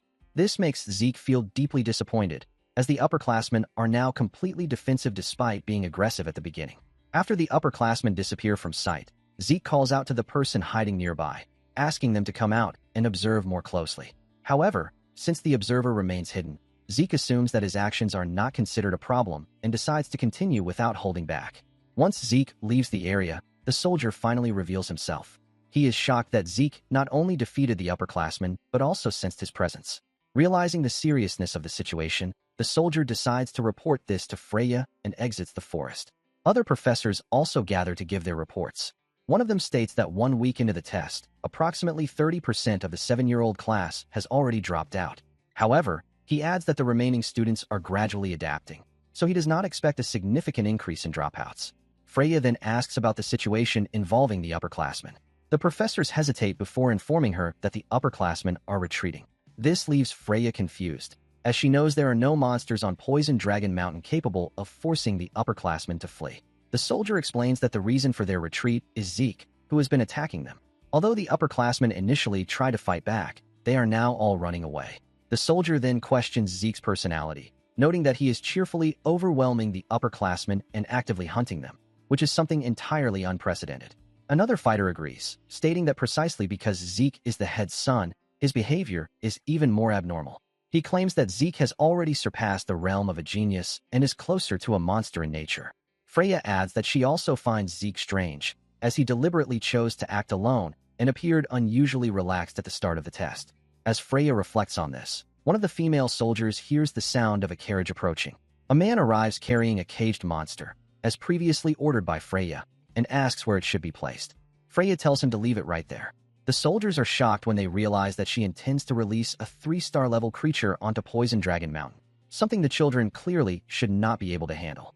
Freya reassures them with a smile, explaining that the creature has been specially adjusted to target only 2-star level individuals like Zeke and Laika, ensuring that ordinary students will not suffer serious harm. She then reveals that this was Balz's order. Freya expresses her desire to witness the abilities of the one who made the Eldragon soldiers label him a monster. Curious and excited, she wonders whether Zeke can handle this as well and orders the creature to be released at dawn. The next morning, while Laika and the others are exploring the forest, they sense something unusual. Feeling the energy in the air, Laika guesses that it belongs to a monster far larger than an angry boar. Suddenly, the ground begins to shake, and a tree nearly collapses onto them due to the impact. They all dodge just in time, but when the tree finally crashes down, they freeze in fear as a massive golem emerges before them. After effortlessly defeating a wave of low-ranking monsters, Zeke begins to feel bored. Lately, no one has been willing to challenge him, and even the instructors who were supposed to monitor the area have vanished. Suddenly, he senses a strange aura, one that clearly belongs to a 3-star level monster. That immediately confuses him. In his memories, there was never such a creature near Poison Dragon Mountain. He wonders if it might be an unknown monster that settled there sometime over the past 1,000 years. Zeke understands that a monster of this level is far beyond what the participating students can handle. Logically, The instructors should have eliminated it before the test even began. Realizing they are deliberately ignoring it, Zeke grows suspicious. He has no idea what they are planning, but for him, it presents the perfect opportunity for some excitement. With renewed interest, he stands and heads toward the direction of the three-star creature. Meanwhile, Celine launches an attack on a massive golem, but it has no effect. Raymond follows up with his own strike, yet the result is the same. This time, Leica steps forward and unleashes her lightning flash skill, managing to injure the golem's arm a little. From that exchange, it becomes clear, without at least 2-star level power, defeating this golem is nearly impossible. Quickly assessing the situation, Leica orders everyone to retreat while she draws the monster's attention. However, her teammates refuse to abandon her. She bluntly tells them that they would only slow her down since they cannot significantly damage the golem. Even so, they stand their ground, determined to support her and create openings so her attacks can land properly. They believe that if Leica takes the lead, they still have a chance to win. Moved by their resolve, Leica accepts their support. The formation begins with Leica charging straight at the golem, while Raymond intercepts its counterattack. Celine and Ringies follow up with a coordinated strike, creating an opening. Seizing the moment, Leica unleashes her ultimate technique, Lightning Great Sword, Heaven's Thunder. The battlefield erupts in a blinding flash as the area fills with dust. When the smoke clears, Leica is left heavily exhausted from the immense strain of her attack. Seeing that everyone is still standing, the group assumes the battle is over and decides to return to base. But to their shock, the golem is still active. Sensing its movement, Leica reacts instantly. She throws Ringies out of the monster's attack range, but is caught herself in the process. Celine, Raymond, and Ringies panic as the golem restrains her. Ringies desperately attacks to free Leica, but his efforts prove ineffective. At that critical moment, a massive tree suddenly comes flying toward the golem, forcing it to release Leica. The team seizes the opportunity, rescues her, and retreats at once. Just then, Zeke arrives at the scene. A little earlier, as Zeke was making his way toward the 3-star monster, he suddenly sensed a surge of lightning aura. He immediately realized that Leica and her group had encountered the golem before he could arrive. Though his current body is far slower than it once was, in his prime, he could have crossed that distance in an instant. Leica's team is filled with promising young talents. But even so, facing a 3-star opponent is an entirely different matter. Zeke is unsure how long they can hold out. While running, he abruptly comes to a stop. Deciding to test a technique he recently learned, he grips a massive tree, channels his strength, and uproots it from the ground. With all his might, he hurls it toward the golem's direction. The move comes from the Nurturing Dragon Throwing Arts, part of the basic Eldragon combat manual distributed to children as preparation for their trials. Like the broader Nurturing Dragon combat arts, the manual does not focus on flashy battle techniques. Instead, it teaches fundamental movements and the proper flow of source power.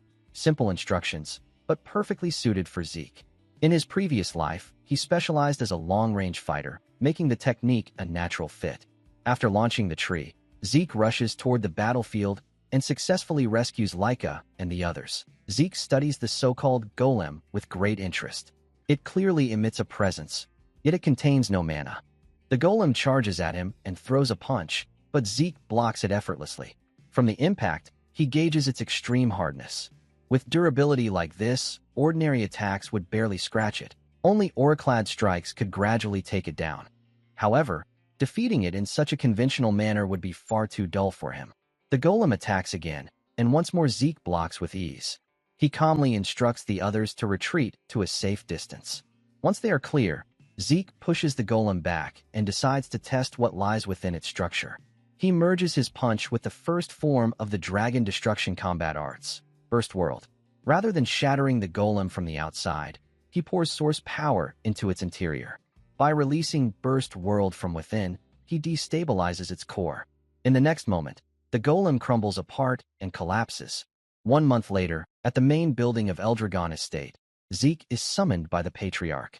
The month-long test period concludes safely after the 3-star golem incident, with no further major events. At the beginning of the trial, the harsh environment of Poison Dragon Mountain reduced Zeke's 7-year-old class to only 30% of its original number. Yet enduring such extreme conditions pushed the survivors to their limits. As a result, Most of those who remained achieve the remarkable milestone of reaching 1-star level. Shortly after the test ends, Zeke is called directly by the head of the Eldragon family. On the way to the Patriarch's chamber with Freya, Zeke casually asks what the family head wants from him. Freya responds clearly, her tone reflecting lingering frustration over his conduct during the trial. The upperclassmen's assignment had been to ambush lowerclassmen and seize their crystal orbs. Instead, Zeke, a lowerclassman, targeted the upperclassmen. Because of his actions, not a single upperclassman managed to collect a crystal orb, forcing them all to retake the test. When Zeke argues that his actions did not violate any explicit rules, Freya grows even more exasperated. She firmly advises him to correct his carefree attitude before standing before the family head. Zeke asks Freya why she warned him to watch his attitude. She replies bluntly that even though he is a child, the family head wouldn't show mercy and injure Zeke for crossing the line, and she refuses to let that happen under her supervision. Moments later, Freya knocks on the door and respectfully asks for permission to enter. After receiving approval, the two step inside. The family head immediately questions Zeke about why he attacked the upperclassmen.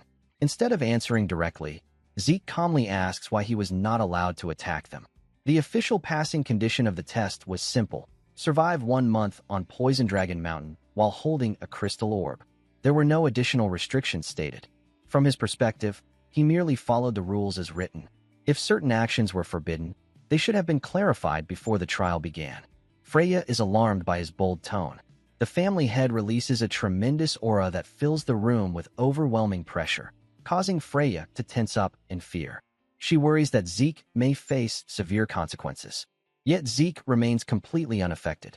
He even tells the family head not to threaten him, as he finds it irritating. He then asks whether he was summoned over something so trivial. Getting to the point, the family head demands to know how Zeke accomplished everything. According to the reports, Zeke not only defeated multiple upperclassmen, but also destroyed a golem. Moreover, he now stands there calmly, showing no signs of strain. For an illegitimate child, such power should be impossible. Zeke answers simply that there is no complicated reason. He is strong because he is himself.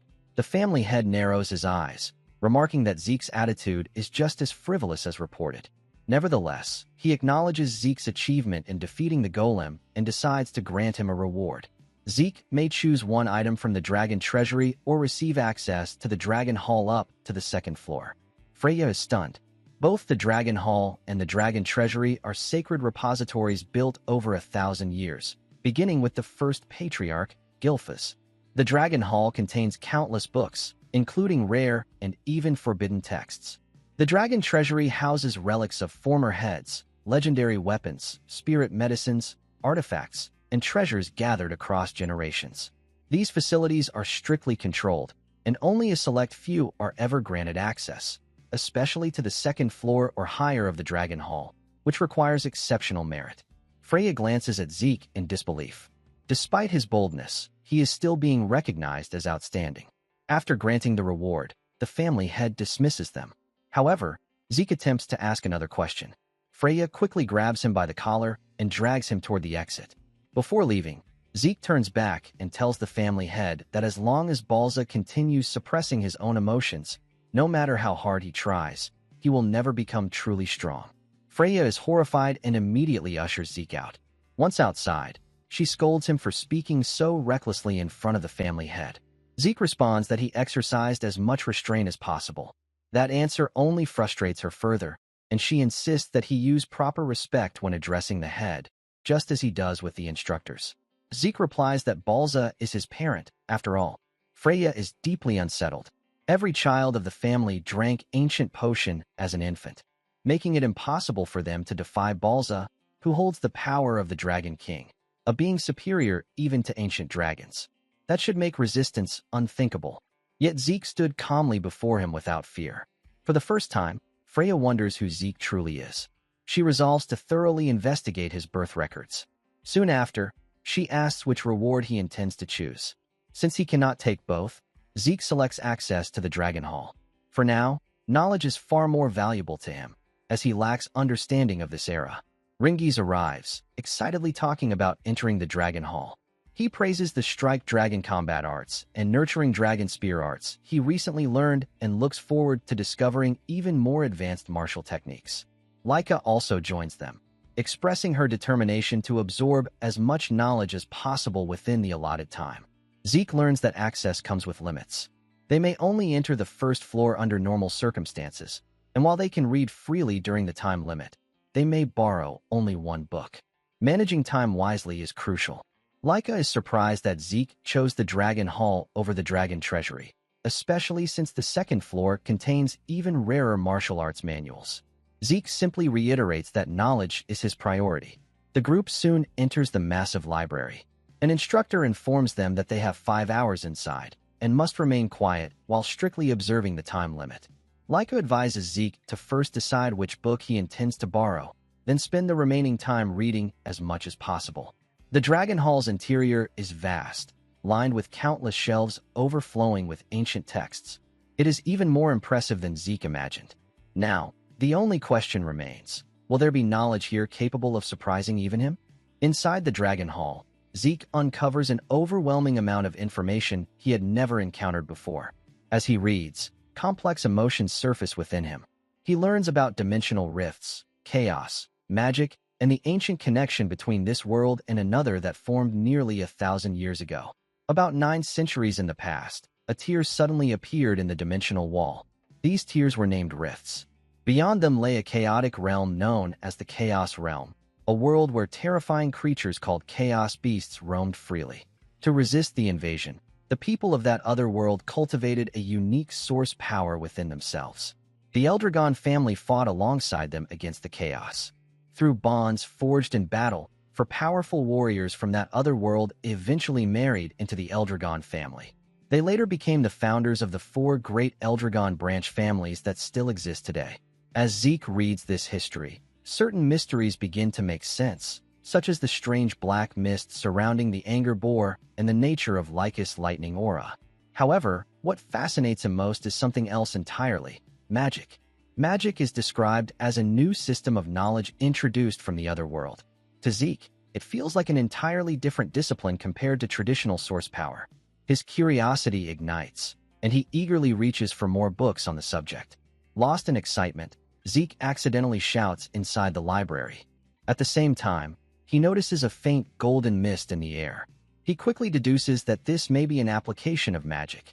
Yet what truly amazes him is the sight of source power being manipulated like fine threads to move objects. The technique is precise and refined. The unseen librarian once again orders him to keep quiet. But for Zeke, witnessing such a method only fuels his curiosity. He boldly asks the person in charge to reveal themselves and demonstrate it directly. There is no response. Instead, invisible threads suddenly wrap around him, lifting him effortlessly and tossing him outside the building. The allotted 5 hours have already passed. Rather than feeling offended, Zeke is thrilled.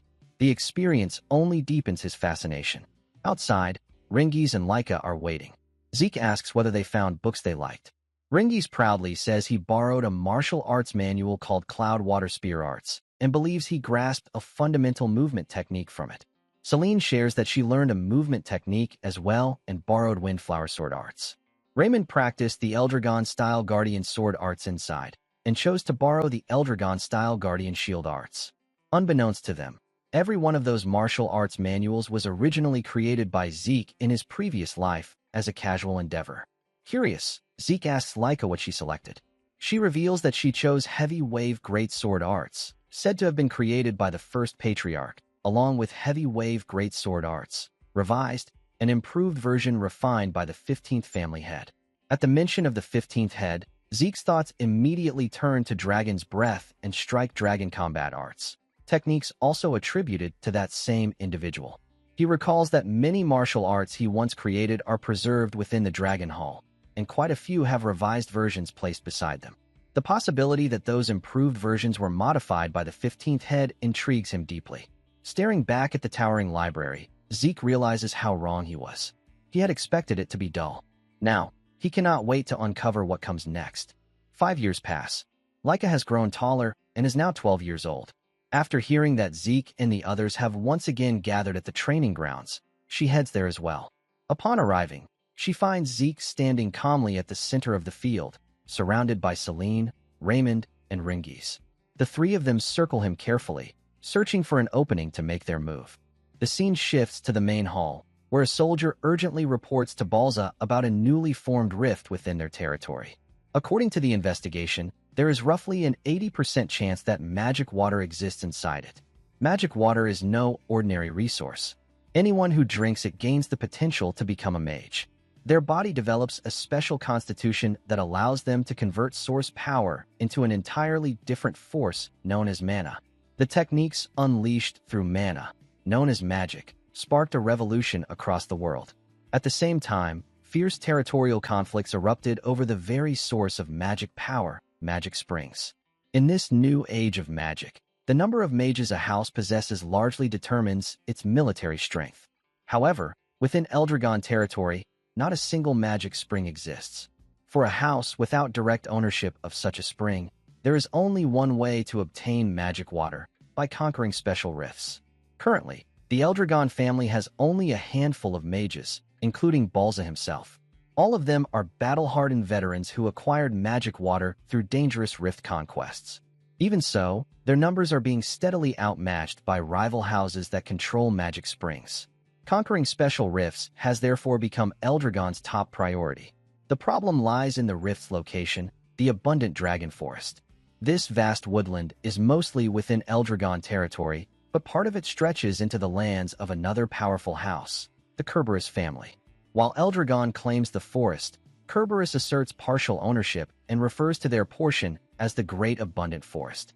Although the rift itself has appeared within Eldragon land, the special domain formed around it could easily extend into Kerberos territory due to its scale and location. Given the Kerberos family's aggressive nature, there is a strong chance they will move to claim it. Balza knows it is only a matter of time before Kerberos detects the rift. Preparation is essential. Because it is a special rift, both sides will face limitations in how they can act, but Eldragon must move before Kerberos does. Balza immediately orders the captain to notify all dragon nests. A selection exam will be held. The scene then shifts to the training grounds. Zeke stands calmly as Celine, Ringis, and Raymond launch coordinated attacks against him. Despite their efforts, none of their strikes land effectively. Zeke calmly critiques each of them mid-spar. Ringis is putting too much force into his spear, which disrupts the proper flow of spear techniques. Celine focuses too heavily on speed and the number of strikes, leaving her attacks without weight. Raymond performs well defensively, but he remains overly passive and must grow more accustomed to taking the initiative. After pointing out their flaws, Zeke tells them to attack again. Watching from the side, Leica comments that allowing himself to be struck bare-bodied without using source power is reckless. Zeke casually replies that it is proper training. Thanks to this method, his body has grown remarkably sturdy even without reinforcing it with source power. Even as he speaks, their attacks continue to land, yet he shows no signs of injury.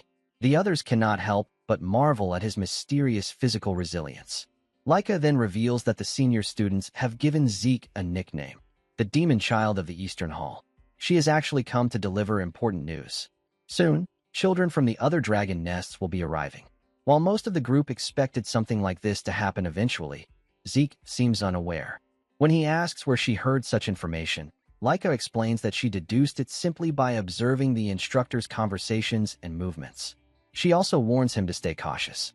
The Western Hall has one of the leading candidates for succession, someone comparable to both Zeke and herself. A few days later, all the students gather in one place. Freya arrives and immediately orders everyone to be silent. She announces that in 3 days' time, they will face the children of the other dragon nests in combat. The announcement leaves the upperclassmen stunned. Normally, inter-hall battles only take place during the graduation exam. However, Freya refuses to reveal the exact reason behind this sudden change. She only states that those who win these matches will be assigned a special mission. Hearing that, Zeke's interest is immediately piqued. Freya explains the format. The matches will be elimination style. 7 representatives will be selected from each of the East, West, South, and North halls. The students must decide by the end of the day who will participate. One upperclassman confidently declares that the 7 representatives should naturally be chosen from among the seniors. Freya quickly shuts that down. Selection will be open to all grades. That statement sparks tension. Several upperclassmen begin belittling the lowerclassmen, dismissing them as weak and inexperienced. Freya remains indifferent. She makes it clear that she does not care who participates, as long as the names are submitted on time. An upperclassman named Rick openly mocks the idea of including younger students, insisting that the strongest 7 will obviously come from the senior ranks. Leica steps forward. Calm but firm, she argues that lowerclassmen should also be considered. The seniors respond dismissively, claiming that ability, not noble bloodline, determines victory, and that experience gives them the advantage. In response, Leica releases her aura and reveals her star-level progression. The sudden display shocks the upperclassmen into silence. She agrees that ability should decide everything. Then she poses a simple question. Is there any upperclassman stronger than her? If not, then lowerclassmen deserve equal consideration. The seniors counter by saying Leica is an exception, but that the rest of the lowerclassmen cannot compete with them. At that moment, Zeke finally steps in. He casually proposes that they continue fighting internally until only 7 remain from each side. Leica rejects that idea. Instead, she suggests holding open preliminaries. Anyone who wishes to compete, regardless of grade, can participate. The strongest 7 will earn their place fairly. The upperclassmen reluctantly agree, though they consider it a waste of time. Without hesitation, Zeke declares that he will enter the preliminaries. He turns to Ringis, Celine, and Raymond, telling them to join as well. They are visibly shocked by his decision. But Zeke reminds them that this is the perfect opportunity to prove the results of their training. The pressure will be immense, yet they must give it everything they have.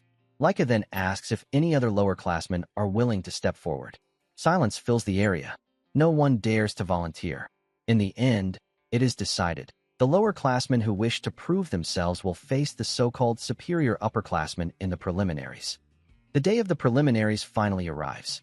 Selected students from both upperclassmen and lowerclassmen gather at the arena. As expected, many of the seniors are overflowing with confidence, once again mocking the younger students as weaklings. Aside from Leica, most of the lowerclassmen are only at the 2-star level. Hearing the taunts, Ringis, Raymond, and Celine grow tense. But Zeke calmly reminds them of the 5 relentless years they've spent training together. They have endured far more than simple mockery. It's time to believe in the results of their effort. An upperclassman shouts for everyone to stop talking, and the match officially begins. What happens next shocks the spectators. Ringis, Raymond, and Celine begin overwhelming their senior opponents. One by one, upperclassmen are defeated. Zeke watches closely and nods in approval.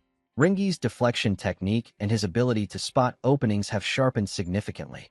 Celine skillfully executes the multi-strike sequences of the Windflower Sword arts. Raymond, once overly defensive, now transitions smoothly between shield and sword techniques, showing far more initiative in combat. Each of them demonstrates remarkable growth. Zeke believes that continued real combat will only strengthen their confidence further. Leica steps forward next. Her battle ends decisively as well. She defeats her upperclassman opponent with authority. The seniors are left stunned. A brown-haired upperclassman refuses to accept what he just witnessed. He insists that a 3-star fighter should never lose to someone at 2 stars. Zeke calmly calls him naive. Age and star rankings are merely indicators, not guarantees. In real combat, the only truth is victory or defeat. The strong are those who win. The weak are those who lose. It's that simple. The brown-haired senior grows furious, unable to grasp Zeke's reasoning.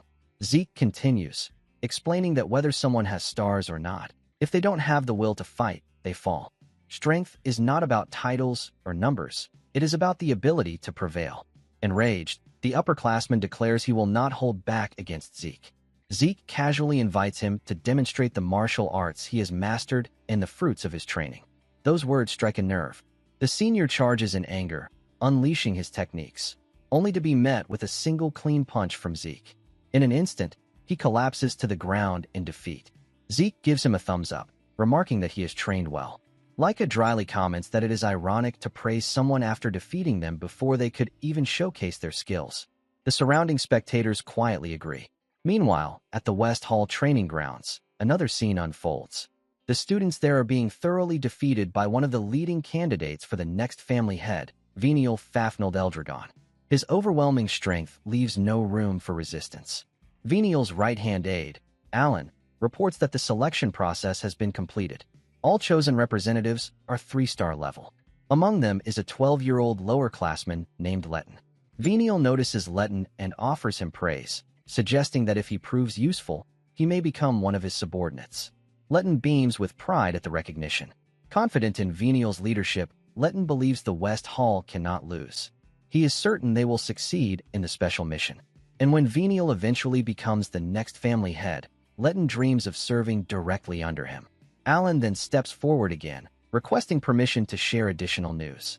He informs Venial that Laika will represent the East Hall in their selection team. At the mention of her name, Venial's expression darkens slightly. He finds her participation troublesome.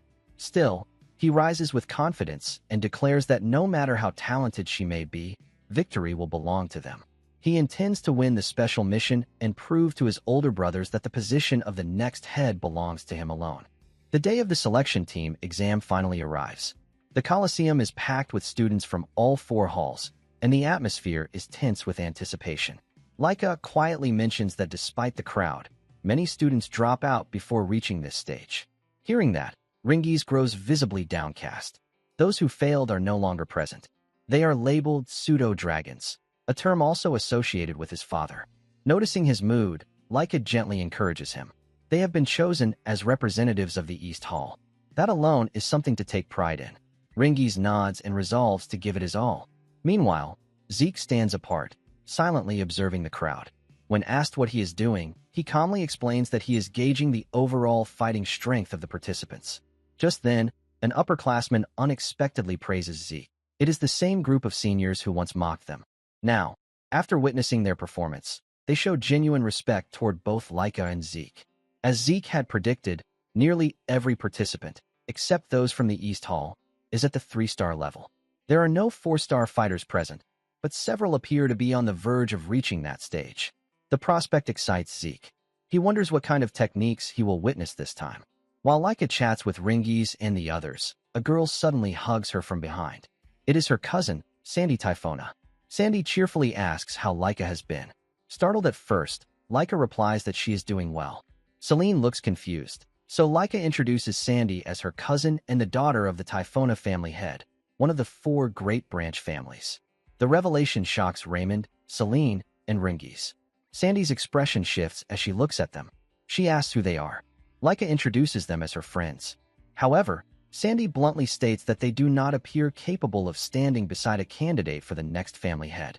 Zeke steps into the conversation, remarking that their abilities will be proven in battle soon enough. Laika then introduces Zeke to Sandy. She recognizes him immediately as the rumored illegitimate child. Her tone turns dismissive, belittling him openly. Laika questions why she is behaving that way. Sandy responds that even if Zeke's birth status is unconventional, he remains Laika's rival. Therefore, she should not refer to him as a mere friend. She also points out that none of the East Hall students, aside from Laika, are at the 3-star level. In her view, that reflects poorly on their overall quality. Zeke calmly warns her not to underestimate them, or she may be caught off guard. His response irritates her. She snaps, asking whether someone of his background is trying to lecture her. Zeke clarifies that it is not advice, only a warning. Tension rises between them, but before it can escalate further, the North Hall's representative, Edgies Vanblade, steps in and tells Sandy to stop. Ringies seems to recognize his name. Sandy protests, telling Edgies not to interfere. However, he reminds her that the selection battle is about to begin and now is not the time for arguments. At that moment, the captain of the Gold Dragon Corps, Teach Mentrick, enters the arena. His presence immediately silences the crowd. All students straighten their posture and focus. An official announcement echoes across the Coliseum. The selection exam has begun. The selection exam is officially announced as a tournament-style elimination battle involving all 4 halls. First, the halls are divided into 2 groups, with the winning halls advancing to the finals. The battles follow a one-on-one duel format, where each hall sends out fighters in a predetermined order from a roster of 7 participants. The first hall to secure 4 victories wins the match. Once the order is set, it cannot be changed, making strategy a crucial factor in determining the outcome. The stakes are incredibly high.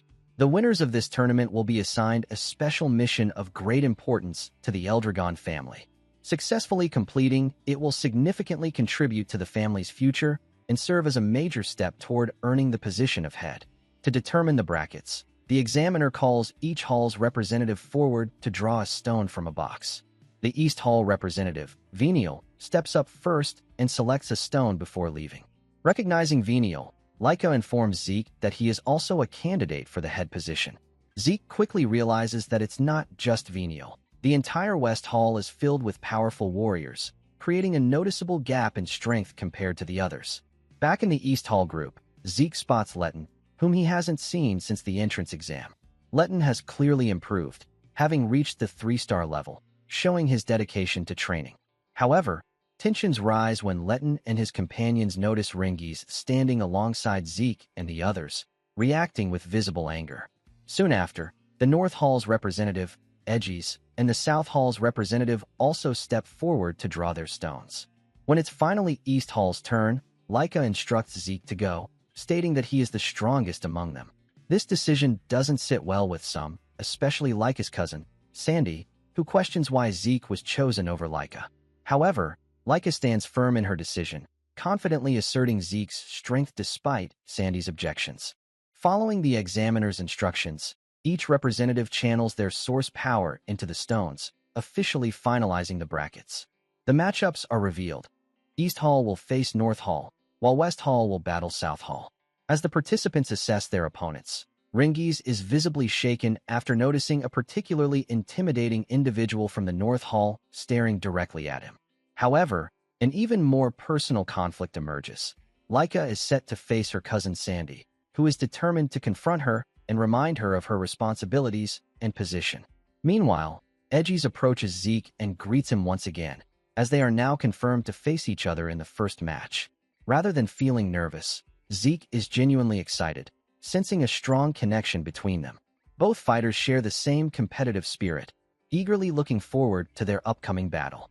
Finally, the match between East Hall and North Hall begins. Rick steps forward first, clearly overwhelmed by the tense atmosphere, but he still declares that he will do his best to secure a victory. His nervousness worries both Laika and Zeke, who can tell he is under immense pressure. As the examiner signals the start, Rick charges at his opponent. Watching closely, Laika comments that this will not be an easy fight. Zeke agrees but explains that, in terms of pure skill, Rick is not significantly inferior to his opponent. Under normal circumstances, he would have a solid chance of winning. However, this is Rick's first time fighting in front of such a large audience, and the added pressure of representing his hall is affecting his performance. In contrast, fighters like Sandy and Edgies remain completely composed, even appearing to enjoy the situation. Zeke points out that both of them are already close to reaching the 4-star level, which is why they are not easily shaken.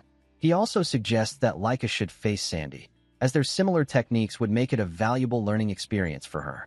Despite his efforts, Rick ultimately loses the match. Next, Marin steps up, but she is just as nervous as Rick. Unfortunately, she also suffers a defeat. Feeling guilty, both Rick and Marin apologize to Zeke, but he reassures them that this is not a life-or-death battlefield. Instead, it is a safe environment where they can learn from their mistakes and grow stronger. Zeke's encouragement lifts their spirits, and he then turns his attention to Ringies. With 2 consecutive losses, the next match becomes crucial, which only makes Ringies even more anxious. He nervously asks Zeke not to mention the losses, admitting that he is already under immense stress, especially since his opponent is a particularly intimidating upperclassman unlike anyone he has faced before. To calm him down, Zeke gives clear and practical advice. He tells Ringies to focus solely on his opponent's weapon. If the enemy thrusts, he should parry. If the attack comes upward, he should pull back. If the opponent swings downward, he should step forward and counter with a thrust. Instead of overthinking, Ringies should simply react to the weapon in front of him, just like he always does. Following this guidance, Ringies begins to center himself. Zeke quietly praises his ability to focus, noting that while he still needs guidance to reach that state, once he learns to do it naturally, he will grow even stronger. As the match begins, some students from Ringies' village mock him, doubting his chances against the upperclassmen. However, the moment the fight starts, his opponent charges straight at him, only for Ringies to dodge effortlessly. The upperclassman quickly adjusts, closing the distance to limit Ringy's range advantage. The tension rises, but Zeke remains calm, telling the others to trust Ringy's. At that moment, Ringy spots an opening and strikes decisively, catching his opponent off guard. Without hesitation, he follows up with another precise attack, knocking his opponent to the ground. With that, Ringy secures a stunning victory. Watching the outcome, Zeke confidently remarks that the tide of the battle is finally beginning to turn. Following Ringy's victory, East Hall begins to build strong momentum, steadily securing consecutive wins. Both the fourth and fifth matches end in East Hall's favor, bringing them to the brink of overall victory. With just one more win needed, the decisive sixth match begins, Laika versus her cousin, Sandy. Before the fight starts, Sandy admits she is surprised that East Hall managed to win 2 matches in a row. While she acknowledges the strength of Laika's teammates, she dismisses their importance, stating that companions are secondary when it comes to becoming the head. In her view, Laika herself lacks the overwhelming power required for that position, especially since she isn't even ranked first in East Hall. However, Laika firmly responds that she has not given up on becoming the head, and that she now has the strength to defeat Sandy. Irritated by what she sees as arrogance, Sandy decides to prove her wrong. The moment the match begins, she vanishes, shocking the audience, and instantly reappears behind Laika, urging her to demonstrate her strength. Laika reacts in time and blocks the surprise attack, but Sandy immediately follows up with a relentless barrage of strikes, quickly gaining the upper hand. Watching the exchange, Edgies questions how well Laika can hold her ground against someone who has mastered lightning greatsword techniques even better than she has.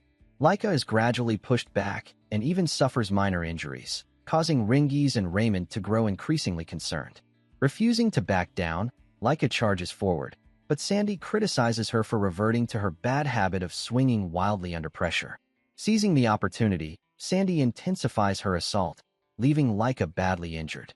She continues to criticize Laika's lack of improvement, pointing out that she hasn't even managed to become the top fighter in East Hall.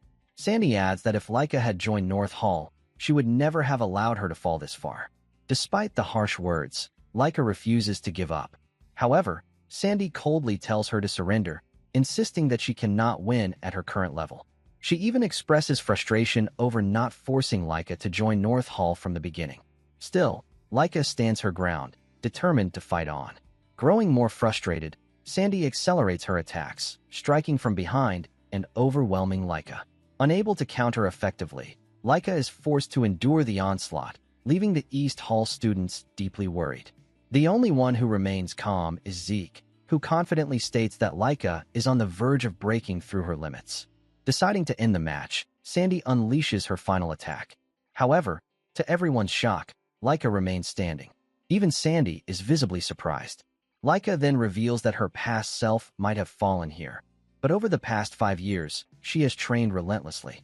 With renewed determination, she declares that the real battle is only just beginning. Before the match begins, Zeke notices that Laika is unusually nervous. Her opponent is Sandy, the very person who helped her learn the basics of the lightning greatsword arts. While Laika was taught the fundamentals by her uncle, the current head of the Typhoon family, she often turned to Sandy whenever she struggled. Over time, Sandy became more than just family. She was like a mentor. Because of that, Laika has never been able to defeat her, not even once. She even doubts whether her 5 years of training are enough to close that gap.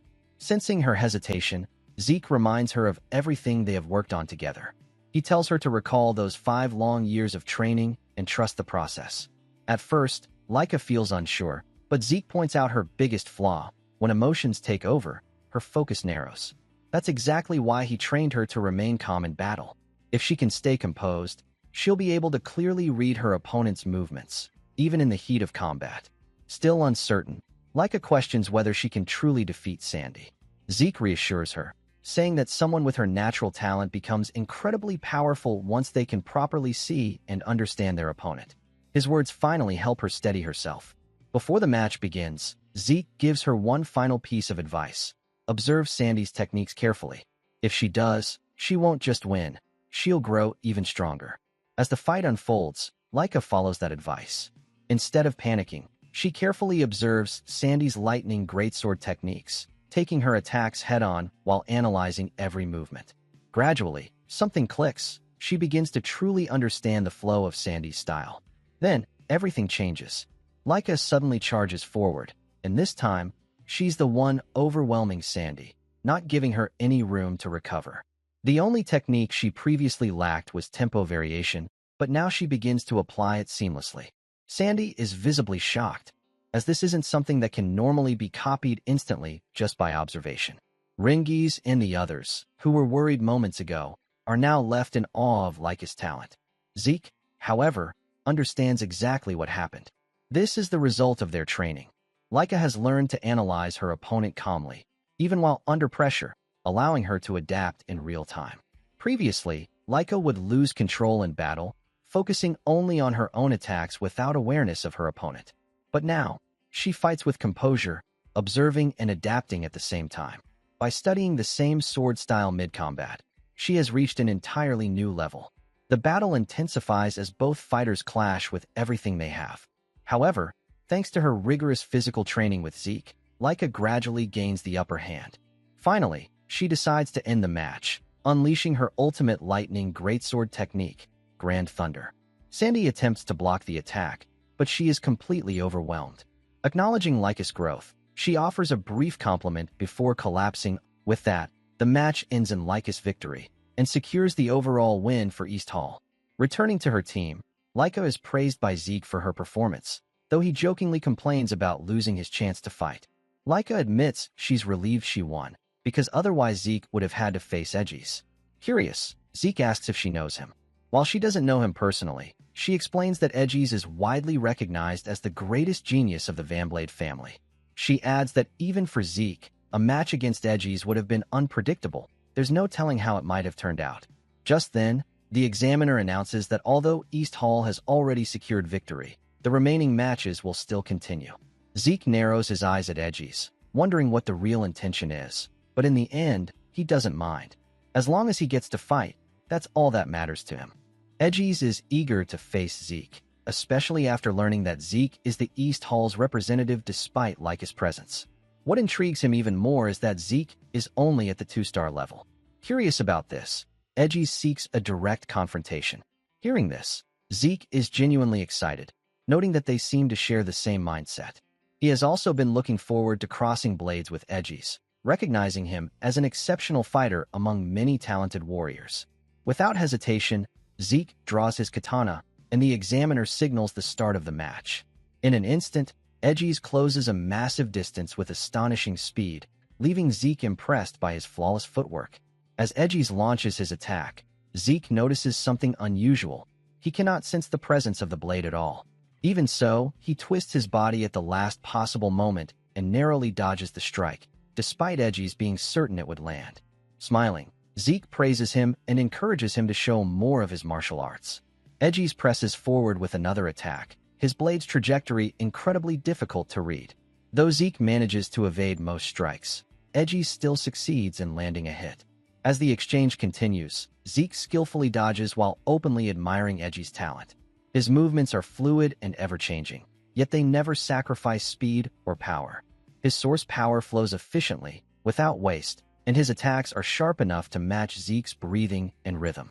Zeke acknowledges that such precision is only possible through relentless training. Despite his continuous assault, Edgies is unable to land a decisive blow, which leaves him both surprised and frustrated.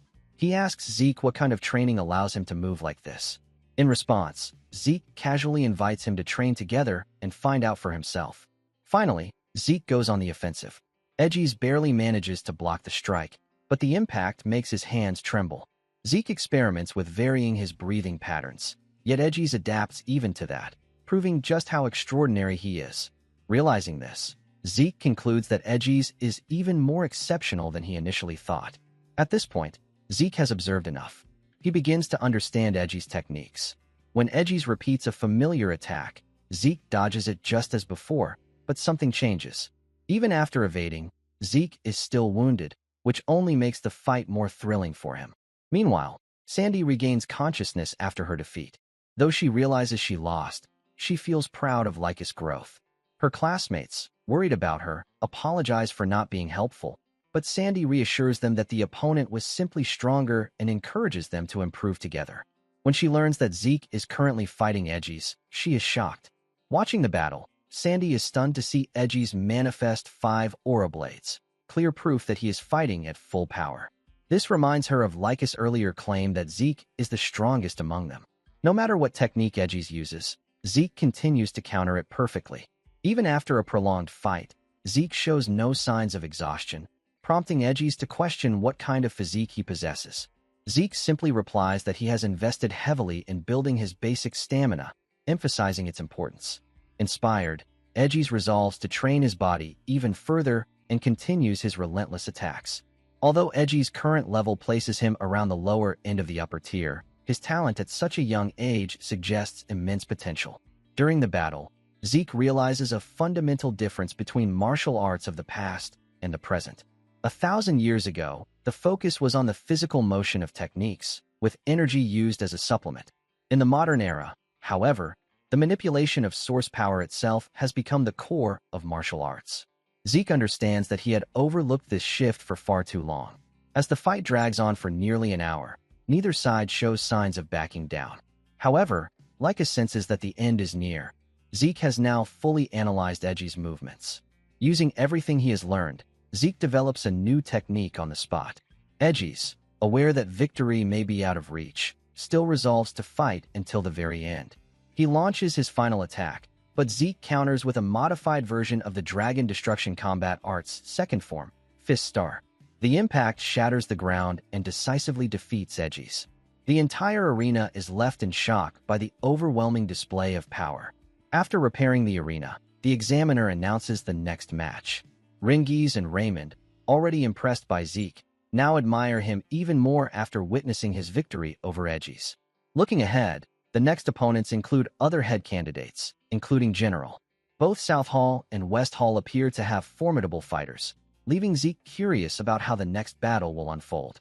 However, contrary to his expectations, the match between West Hall and South Hall quickly becomes one-sided, largely due to Venial's overwhelming strength, leaving even the examiner visibly stunned. He questions whether Venial truly possesses enough strength to defeat Lila Sonar so easily. Nevertheless, the result is official. West Hall is declared the winner, and the finals are set. East Hall versus West Hall, scheduled to begin in 1 hour. The outcome leaves many students uneasy, as something about the match feels off. Zeke, in particular, notices that the gap in ability between Venial and Lila wasn't large enough to justify such a decisive result. More importantly, Lila's source power flow appeared unstable, far from her usual standard.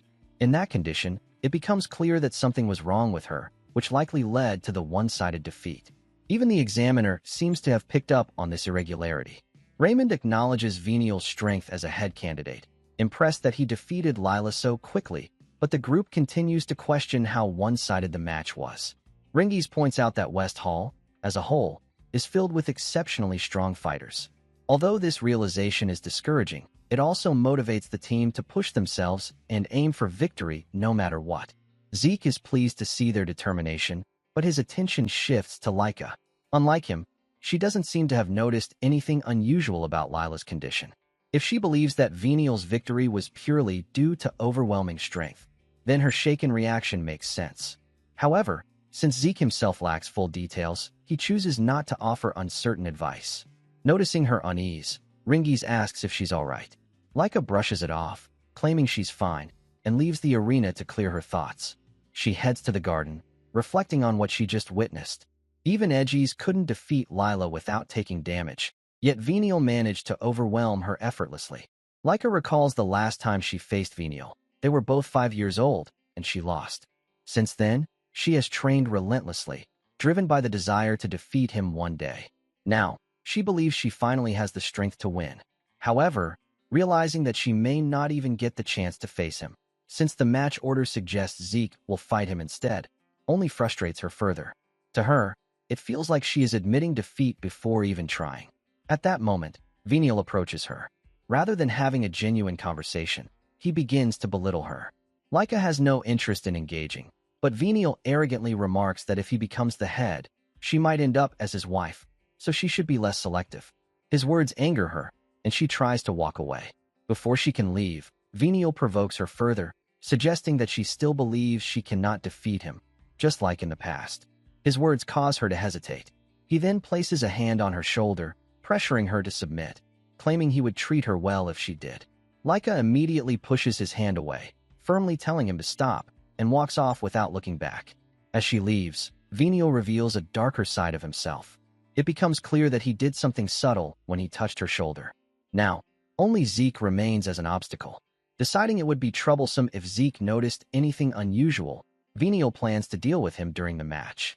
Observing that Zeke occasionally allows himself to be hit, Venial begins setting up his strategy. Afterward, Venial calmly washes his hand in a nearby waterfall. As the water shifts color, he confidently declares that victory will belong to them. Rick begins to doubt himself, worrying that he might be the weakest not only in East Hall, but also compared to the fighters of West Hall. This fear makes him question whether they can truly win the match. Noticing his hesitation, Zeke snaps him out of it with a punch, asking where all his earlier confidence went. He reminds Rick to fight with the intent to win, regardless of the difference in strength, and to trust the training he has gone through. Zeke then gives him one final piece of advice: relax his shoulders. The Great Power Fist style is about gathering all of one's strength into a single point before striking. If Rick tenses up, that power will scatter instead of focusing. Taking this to heart, Rick corrects his posture and regains his confidence. Watching this, Leica finds it strange that Zeke seems so knowledgeable about a fighting style he has never formally learned. She questions him, but Zeke casually brushes it off, saying it's simply because he is who he is, leaving Leica speechless. As the match begins, Rick faces his opponent with determination, despite his fear. The opponent charges first, forcing Rick to block with aura and step back. The attacks keep coming, giving Rick no room to breathe, while his opponent mocks him with a smile. Rick tries to counter, but his movements are too slow, making it easy for the opponent to evade. Realizing he can't win like this, Rick calms himself and remembers Zeke's advice. Relaxing his shoulders, he focuses everything into a single moment. This time, he cleanly dodges the incoming attack, counters decisively, and slams his opponent into the wall, securing victory. Meanwhile, Venial calls over his subordinates, who immediately panic and begin apologizing. Showing no mercy, he strikes one of them and coldly orders the rest to crush their opponents, no matter what. Next, Marin steps up, determined to win. As the examiner starts the match, she charges first and uses her red flame sword style, Spark Slash. However, her opponent dodges with ease and retaliates with overwhelming force, relentlessly attacking her without holding back. Leica, Rengiz, and the others grow furious at how far he is taking it. Rick even tries to intervene, but Raymond stops him, reminding him that interfering would lead to disqualification. The match ends with Marin completely defeated. Her teammates rush to her side, deeply worried. Rick confronts her opponent, but he coldly explains that this is a tournament, real combat, and he simply ensured victory by going all out. When they protest, saying he went too far, he mocks them for being soft, stating that West Hall shows no mercy in real battles. They crush their enemies completely.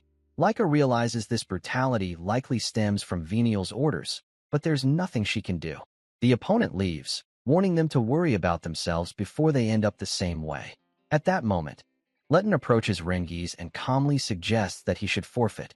When Rengiz remains silent, Letton grows irritated and taunts him further, even bringing up how he used to treat him back in the village. As Leica tries to step in, Rengiz stops her and firmly declares that he won't run away.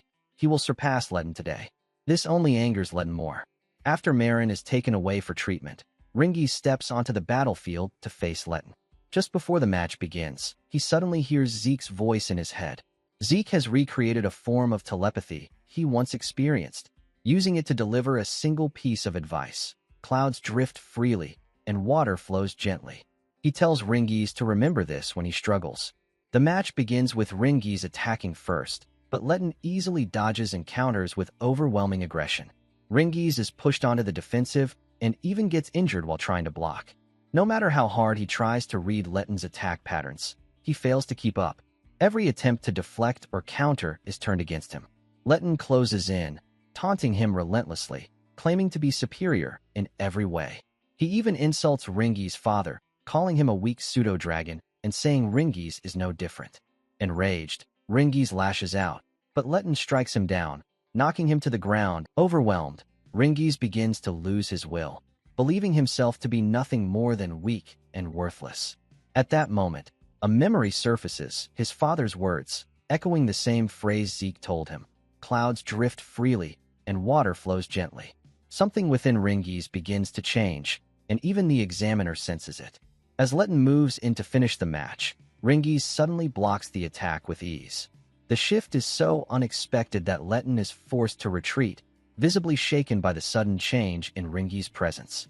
Ringies breaks through to the 3-star level, placing him on equal footing with Letton. This sudden shift leaves Letton both frustrated and shaken, as he had always believed himself to be far superior. Refusing to accept reality, Letton launches another series of attacks, but this time, Ringies effortlessly dodges every strike. No matter how aggressively Letton presses forward, none of his attacks connect. Instead, his growing frustration only makes his movements more reckless. Observing the fight, Zeke explains to the others that Ringies has taken a step closer to grasping the true essence of his martial art. While Zeke himself demonstrated a glimpse of it earlier, Ringies has now made it his own in the middle of battle, though he hasn't fully realized it yet. At this moment, Ringies is completely focused, channeling everything into defeating his opponent. Then, Ringies shifts to the offensive. Just as water doesn't always flow gently, once it becomes a raging current, nothing can stand in its path. Letton is unable to withstand the overwhelming force of Ringies' attack and is ultimately knocked unconscious. With that, the examiner declares East Hall the winner. At first, Ringies is confused by the announcement, but Laika and the others quickly rush over, congratulating him on both his victory and his breakthrough to the 3-star level. As it finally sinks in, Ringies feels a deep sense of pride in himself. Laika and Raymond then ask about the final move he used, which looked like a massive water dragon surging upward like a waterfall. Surprisingly, Ringies doesn't even realize what he performed. Zeke explains that the technique is called Rising Dragon Pierce, originally recorded in the 2nd volume of the Cloud Water Spear style. He praises Ringies for reaching it on his own through pure instinct and effort. The team celebrates his achievement, filling Ringies with joy. Zeke reflects that although he originally created this martial art, he never formally documented it. Over time, later generations recorded and divided it into multiple volumes. To prevent immature fighters from accessing its deeper essence, the true meaning was hidden within higher levels. Yet Ringies, through his own strength, has managed to uncover that path on his own. The examiner then instructs East Hall to clear the arena for the next match. Riding the momentum of Ringies' victory, East Hall's morale reaches its peak. However, West Hall quickly regroups after their loss, and the battles become even more intense. In the 4th match, Celine puts up a strong fight, but narrowly loses. In the 5th match, Raymond pushes himself to the limit and secures a hard-fought victory. With the score now at 3 wins and 2 losses, everything comes down to the next match. If Laika wins, East Hall will claim overall victory. Before the match begins, Zeke approaches Laika and asks how she's feeling. Caught off guard, she blushes and pushes him away, insisting that she feels fine as always. However, while no one else notices, Zeke senses that something about the situation feels slightly off.